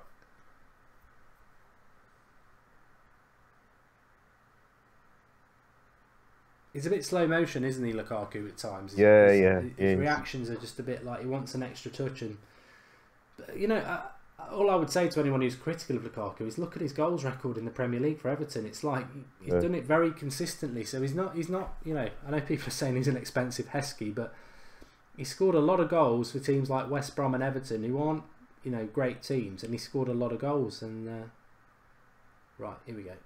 Let's remember that Heskey played for Liverpool before people start shouting that out, Yeah, yeah. especially if that's coming from Liverpool fans. Oh no, who Darmin's was got to do that? better there. Good up, well up by Smalling. Although, is it the bar? The bar. Oh, And Romero grabs it. Well done, you're about to grab that. oh, moments. This is where United fans will be thinking, what is going on? Kittens. See, people will say, "Oh, Smalling, what are you doing there?" He's got to win that header. It's Yeah. I think Blind gets that. Was he fouled? Don't know.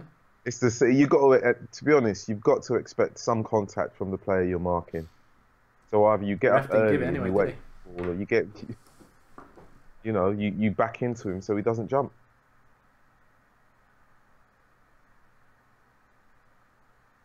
I mean, Blind knew he was there.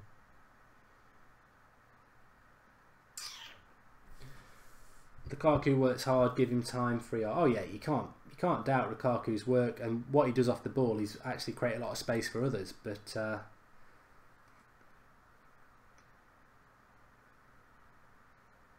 Possession's come down the second half. It's 53% now. Yeah, well, we've seen them. They've had how many chances since the second half has begun? They've hit the post. Yeah, I they're mean, definitely coming to it, aren't they? And their passing percentage would have gone up because they're kind of being more direct. They've at least 2 times, on 2 occasions, they've actually put passes through that have bypassed our midfield. This is the fun thing I promised you. The link's in the video description to download the One Football app for free. Once you've downloaded it, it's on Apple and on Android. Well done. Hold on. Well done. Martial. Oh, And Blind come doesn't on. see the run. Yes. Oh. Get Luke Shaw on. Anyway, that's a goal kick. So go to matches. It will take. Then you can click on Manchester United versus Basel, and what will be up now? Who is the best player? Click on that. And then you can click and vote for your player of the match so far. Pogba's currently leading it with 1,066 votes. But download it and get voting for your man of the match. It's a new thing on OneFootball and it works really well. I'm very tempted to click on, where's Darmian or Blind? No, I'm only joking. But link in the video description. And then when you're on the home page, click matches at the bottom, which I can show you is down there. Matches here. Basel versus Manchester United, and click on who is the best player, and then you can vote for your player of the match so far. So get on with that, and I'll come back to it in a bit. Link in the video description for the OneFootball app, and get voting for your man of the match. And we're going to use that in the match reaction from now on. There's still time. This is. Ooh. Oh gosh, there's a pause. Oh, goal kick. Thought it was going to be a penalty there. Ooh. He did go down. Yeah. He's waved him off. He said, no, don't. Let's have a watch back. Rojo. Ball's gone. He does leave his foot there. Yeah, but he threw it out, though. The referee really watched him. He did well. I can see them giving, you know. Yeah. Yeah. He extends his foot. Yeah. Is there anyone in this Basel team that that would be of interest to Manchester United? Nah, I think they've got rid of all their good players. Yeah. Didn't they used to have Shaqiri? Yeah, I mean, I'm surprised he's still at Stoke, to be honest. He's just a bit. Well, I think he's a bit overweight, but maybe it's just his body build. Yeah. So Fellaini's sort of playing as the further forward player now in that number 10 position, which actually I think is his best position anyway. We just never play him there. Be interesting to see who he brings Zlatan on for, whether it might be Fellaini. Or would he dare to take Lukaku off? I think he's right. Here we go. Oh, it's Matic. He's not going to go past him, is it? Oh. I think the fact that Mkhitaryan is not even in the squad. Is not even in the squad. If he did take off Lukaku, would send the print media into meltdown. They wouldn't know what to do. They wouldn't know which story to write. Zlatan's not on yet, everyone. He is coming on, but he's not on yet. We'll let you know who. Apparently Griezmann's just scored a good goal. Has he? Oh, here we go. Oh, good block. Was that Rojo? Brilliant defensive block there. Yeah, he's played really well, Rojo. No, he's having a go. He's having a go at Darmian. To be honest, people are saying Pogba man of the match. I'd get on that One Football app and be thinking about Rojo, to be honest. He's been pretty good. Pretty good. Still 20 minutes to go, but I think Rojo's been good. Yeah. As Dev Dadaka says, Rojo, what a guy. He's been good tonight. Yeah. And the great thing about Rojo is he's a natural left footer, isn't he? So he gives you that left centre back balance, which I think was always a bit of a myth under Van Gaal. But is Martial on the break? Ah, well done. Pass it. Well done. Oh, Herrera. It is a backward pass. I'm not even going to say anything. Oh, Lukaku did well there with Rashford. Ooh, well, good effort, lad. Not bad, not bad. Marley 727 says get Herrera out of the club. I don't know what he's done, but Marley ain't very happy with him. Matthew McFadden says Rojo, Romero, and Martial have been my 3 best players in this game. Yeah, right. The big man's coming on. Which number's going up? I bet it's not Lukaku. It says 11. Martial. Cool. Dear. I disagree with that. Yeah. Totally disagree with that. Well, that means for that to happen, then Romelu Lukaku will go out to the right or to the left, one of the two. But Martial can't be too unhappy. He's played really well, and I think someone in the comments said if he's playing these games, he won't play in the Premiership. I think he will play in the Premiership. I think he'll be on the team sheet definitely come Brighton. And again for Watford. I hope so. I just think, it's always the same players that Mourinho subs, and it's another thing that I get frustrated about. It's like always the same players, regardless of whether they've played well. And I think Lukaku's been poor tonight. Lukaku's number 9. Take the number 9 off. We're now forcing Lukaku out onto the right wing. Yeah. It's just... Mourinho does have these obsessions, though. We saw it with Zlatan last year. There's certain players he just doesn't want to sub, and he did say it a month ago about Lukaku, didn't he? When he was like, Lukaku's undroppable, but he's not a bloody right winger, that's for sure. He's got the touch of a brick wall. You don't want to, and he can't cross. He's very left-footed, so. Well, he said he's undroppable when some of the United fans were questioning his control. So now he's come off. This is the trouble, though. This is the trouble with Mourinho. He's sometimes a bit stubborn. Yeah. And I think at Manchester United, you put your stubbornness aside and you put your team first. And I'm not overly happy with that. But if Zlatan scores, I'm happy with Zlatan coming on. I just think the sub's wrong. Yeah.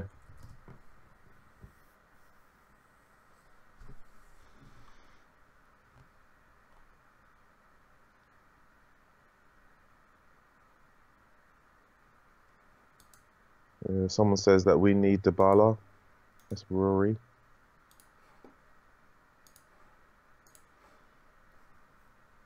Well, I'll be honest though. I mean, I wouldn't be ranting about this performance.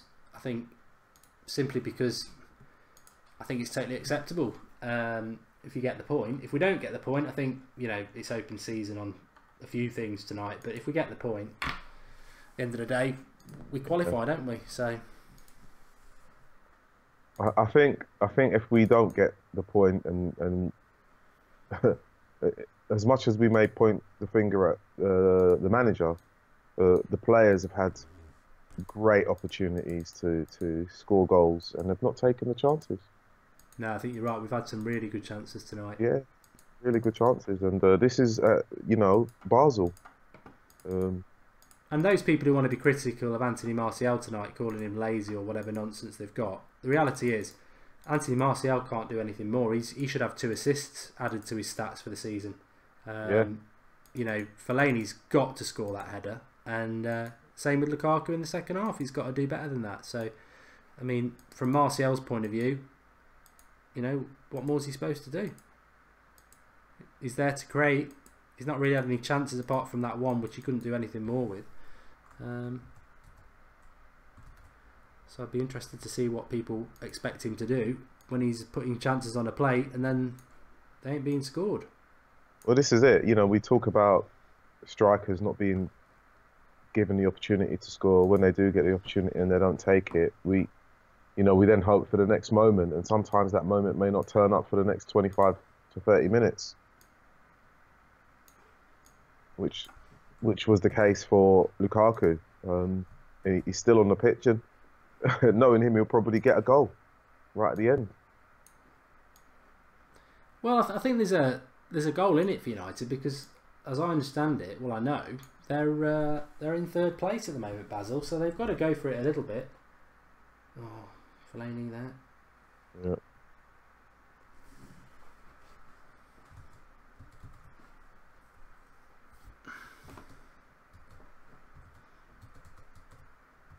I mean, Basel are playing some up and under football.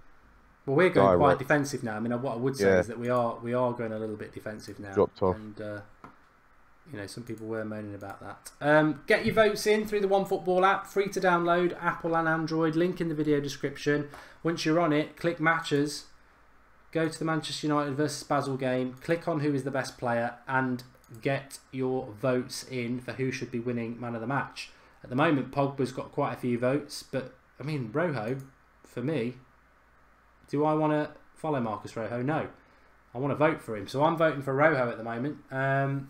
Link in the video description. We're going to take our man of the match from that in the match reaction. So get on there and vote. I'm surprised that people are voting Pogba, but he's done well. But thinking man, surely Rojo at the moment, unless we're going to get a hero in the last few minutes. But get on there. Somebody just saying, how do we do it? So download it, go to matches, Basel versus Manchester United, then click on the player you want to vote for. Obviously not many thinking people out there because Rojo's not got many votes at the moment, but get in there and get voting. There's an injury at the moment for a Basel player, but it would be a disaster, Rodney, if we God forbid didn't come away with the point that we need here and we lost it. I think there would be a bit of kickback. There would be kickback. I think, let's be honest, that we're more or less qualified. So the least we needed was a point. So far, so good.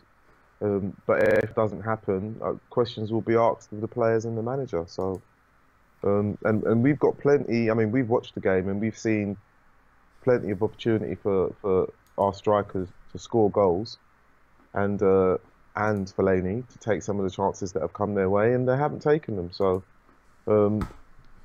It would be fair to blame Jose for some of the substitutions, players coming off that probably shouldn't have, but then you still need to look at the players and say you're paid to play and put the ball in the back of the net, and when your chance arrives, you need to take it, and I haven't taken it.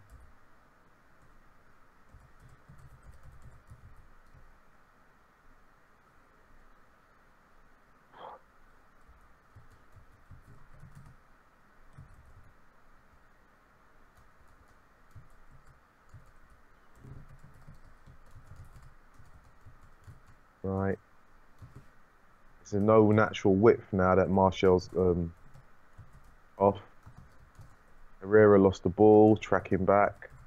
Certainly. I don't know whether Mourinho's purposely gone part of the bus, but we've totally lacking any width, like you say, and pace all central now as well. It's narrow. No pace in the middle, no creativity in the middle. No creativity in fullbacks, which has been for most of the game. You've got Fellaini, Herrera and Matic, who are just very workmanlike. You've got Zlatan, who's lacking pace. You've got Lukaku out on the wing, who's not a winger. And Rashford is pretty much the only flair player we've got. Yeah. And Zlatan's coming deep, but he's meant to be the number 10. Well, Number Zlatan's 9. coming. No, he's coming deep because he would prefer to have a player running towards him with the ball and laying the ball off for him. But it's been knocked long. He doesn't need that. Someone who's coming back from a long-term injury doesn't want to play 50-50 with a ball being knocked up to him. Because you're then thinking about jumping. If it's going to be in the air, he's going to probably think about his knee. He wants it played into his feet.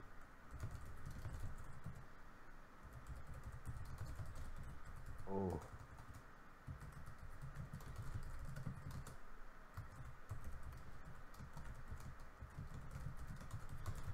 I mean, Basel have actually given a very good performance, considering, you know, they're more or less out of the Champions League if they don't get a result, and they've been up for the fight as well as playing football. They've made it a very physical game where they can.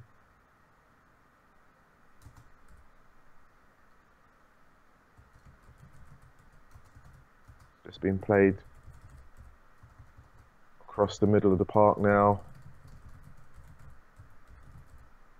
It's very slow, ponderous.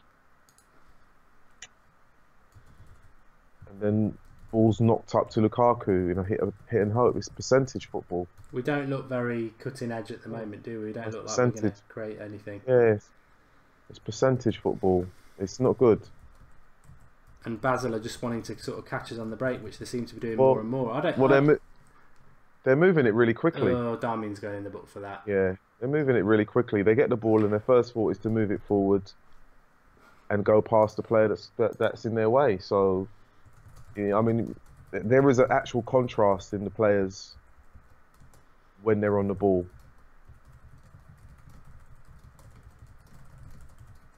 Not surprised Darmian's getting a booking for that.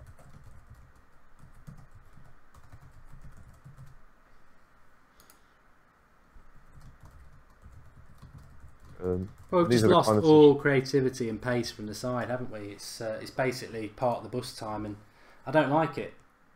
No, you get into the areas. It's casino time. You know, you place your bet and see what happens. And we're now dropping so deep. They're crossing balls in, and we're already talking about Ramiro not catching the ball. The last thing we need is, for the last 5 minutes, him to face the bombardment of crosses.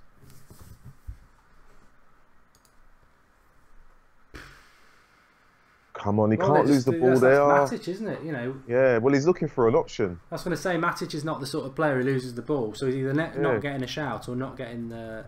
It's just, you know, it makes me laugh really, because for all those people who say, "Oh, Martial's lazy" and everything like that, it's been very, very noticeable since he's come off the pitch that we've got nothing. And obviously, the Pogba one, I agree with him coming off because he needs to. He needs to, but it's. It's the age-old problem, isn't it? Pogba comes off the pitch and United struggle. Yeah, it's almost like when we have the free kick against us, we're not positionally aware. Fellaini's knocked the ball out and we're not picking up the second ball. So it's coming straight back.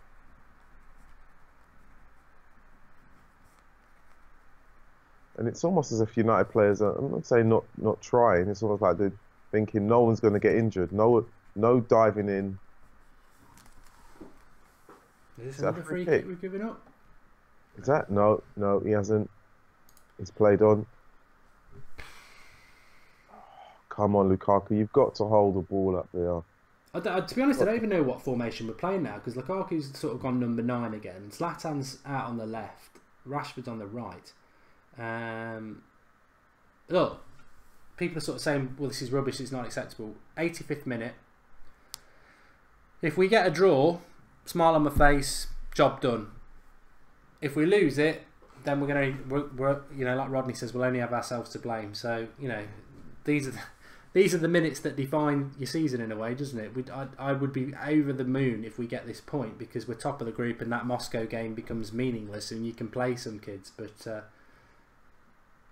I mean, if we get a point today, you could literally put out an 11 of kids.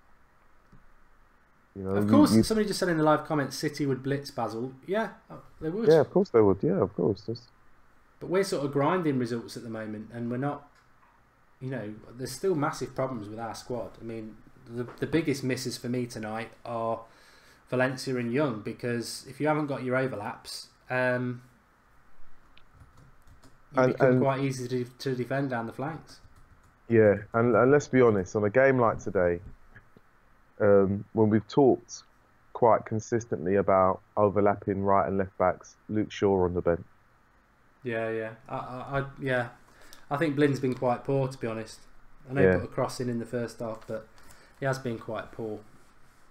Yeah, so another game where we see Shaw, but we don't see Shaw. Yeah. You know, at least he travelled with the squad. It must be like a for sale sign that goes up around him saying available. Well, there's 5 minutes left, folks. So if you've not downloaded the OneFootball app, link is in the video description. It's free on Apple and Android. And once you're on it, click on matches, go to Manchester United versus Basel, and click on best player, and you can vote for your player. Rojo's getting more votes now, but yeah, Pogba I voted for him. I mean, Zlatan's got 249 now. He's only been on 5 minutes. I don't know. I think there are some clowns on the OneFootball app who just don't understand football, because Lukaku's actually coming in at third. Really? Yeah. So I think people are just voting on reputation. But let's get a few votes for Rojo. I think I'm not convinced that Pogba's man of the match either, but they do call it best player though, so maybe people are just voting best player. But Rojo for me. Link in the video description anyway, and we'll pick that up in the match reaction. Just as a warning, actually, Rodney, I do sort of end it quite quickly, full time, and then go off and do the match reaction. But no worries. As long as there's no late goal, it's been a good debut from Rodney. I've enjoyed having you on, and as long as we don't lose, it'd be nice to have you on again sometime. Yeah, well, definitely. I don't want to be the Jonah that comes on and changes things. So yeah, it's been good. I think we'll be all right. I mean, Basel have certainly been better in the second half, but I still feel that they're probably not. They're probably not going to quite do it. But no, but famous last words. I think you know, if anyone that's watched this game at home or wherever they've watched it, they will see that once two players in particular, our flair players, have come off, we're a very slow team. Oh, here we go. Oh, they've done it. Oh no! Oh. Well, this is now going to become meltdown, isn't it? Oh, gosh. Daily Blind as well. There's me talking about me being a Jonah. Oh, God. I hope we've got 5 minutes extra time. Unbelievable. Unbelievable. So that game now changes everything. Absolutely changes everything. Well, I still think you're right.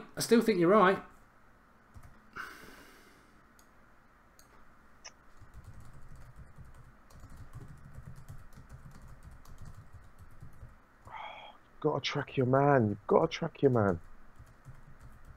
Well, it's basically a culmination of two things. It comes across from the right, and Daily Blind. You know, my Sunday football manager years ago would say to me, he'd say, "Do you know how to stop goals? Headed goals?" I said, "I know." He went, "Stop the cross." I said, "You stop the cross, no one scores with their head." And I just thought, so it was basically saying, because I played right back, he said, whoever's coming down that wing, it's your job to stop them. They can't get the ball over. That's simple. Zlatan over the bar. Decent cross. I mean, it's the first thing we've done. It's the first thing we've done. It's really disappointing. It's disappointing, to be honest. It's makers of our own doom, to be fair. It just highlights yet again, though, doesn't it, the problems that Manchester United have got, and who's he going to blame? Who are we going to blame? I mean, I look at the problem. You got to look at the chances missed. Chances missed, and we've got our second-rate left and right backs out there, and they're not even in anyone else's team would be their second. They'd probably be third. You look, Pogba looks upset. You know, well, Shaw looks like he's on holiday. Basel have actually, tried consistently to attack in the second half. They've posed a threat more so than anyone else, and the balls up to Lukaku, they're hit and hope balls. There's no quality to them, and when he does get the ball, it's if the control isn't there. So it's a combination of things. So bloody disappointing, because now that game against Moscow, where we should be resting players to play City, we're now going to have a game, and to be honest, as I said, this performance would be a really good job, workmanlike performance, as long as we don't lose it. And we should have won this game. This game should have been gone at half time. We've had so many chances, and people won't let Fellaini and Lukaku get criticised because they're like, oh, he tries hard, they try hard. But ultimately tonight, I'm sorry, Fellaini should have scored at least 2, and Lukaku probably the same. Yeah, definitely should have scored 1. Lukaku should have scored 1. Let's be generous. Lukaku should have scored 1, and Fellaini should have scored 1 as well. Yeah, definitely. We're in the last minute. Is it of 3 minutes extra time? Yeah. So got a cross. It has to be a decent cross. Go on. No.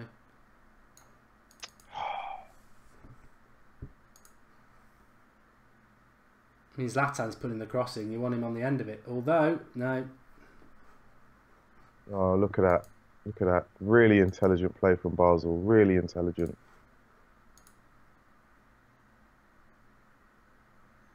But United now showing effort when it's a little bit too late. Well, I think they oh well. So that's it. It's over. Yeah. What was your thoughts, Rodney? In summary. In summary, I think ending the game that way was always going to happen. Once our 2 best players went off, we sat back. We became more defensive. There wasn't any legs in the midfield, not enough drive going forward. And then when we've got 2 ineffective left and right backs, one that didn't stop the cross, one that didn't cover their man, it's what you expect in games like this. You have to take your chances in the Champions League. So, the badge of Manchester United means something, but to some clubs, it's a target, and when you put it on, you got to be up for the fight every single game. So, yeah, okay. Well, I'm very disappointed. Obviously, I think people like Fellaini and Lukaku do need to hang their heads tonight. Not in a noose, but ultimately, if you don't put your chances away and a team needs to beat you, they're going to go for you, aren't you? Link in the video description for my reaction. I'll be there in 60 seconds time. I'm going to unload. I've got a few notes, and we'll pick up the pieces as we always do in the match reaction. But thanks for coming on, Rodney. No worries. I really enjoyed it. And I'll speak to you soon. And everybody else in the match reaction, I'll be there in 60 seconds. So join me there. Link in the video description, or go through the homepage, and I'll see you there in a moment. Thanks everyone for watching. Thanks for coming on, Rodney. No worries, pal. Enjoyed it. Sorry that I was the Jonah. No, it's not nothing to do with you. You didn't bloody make this up.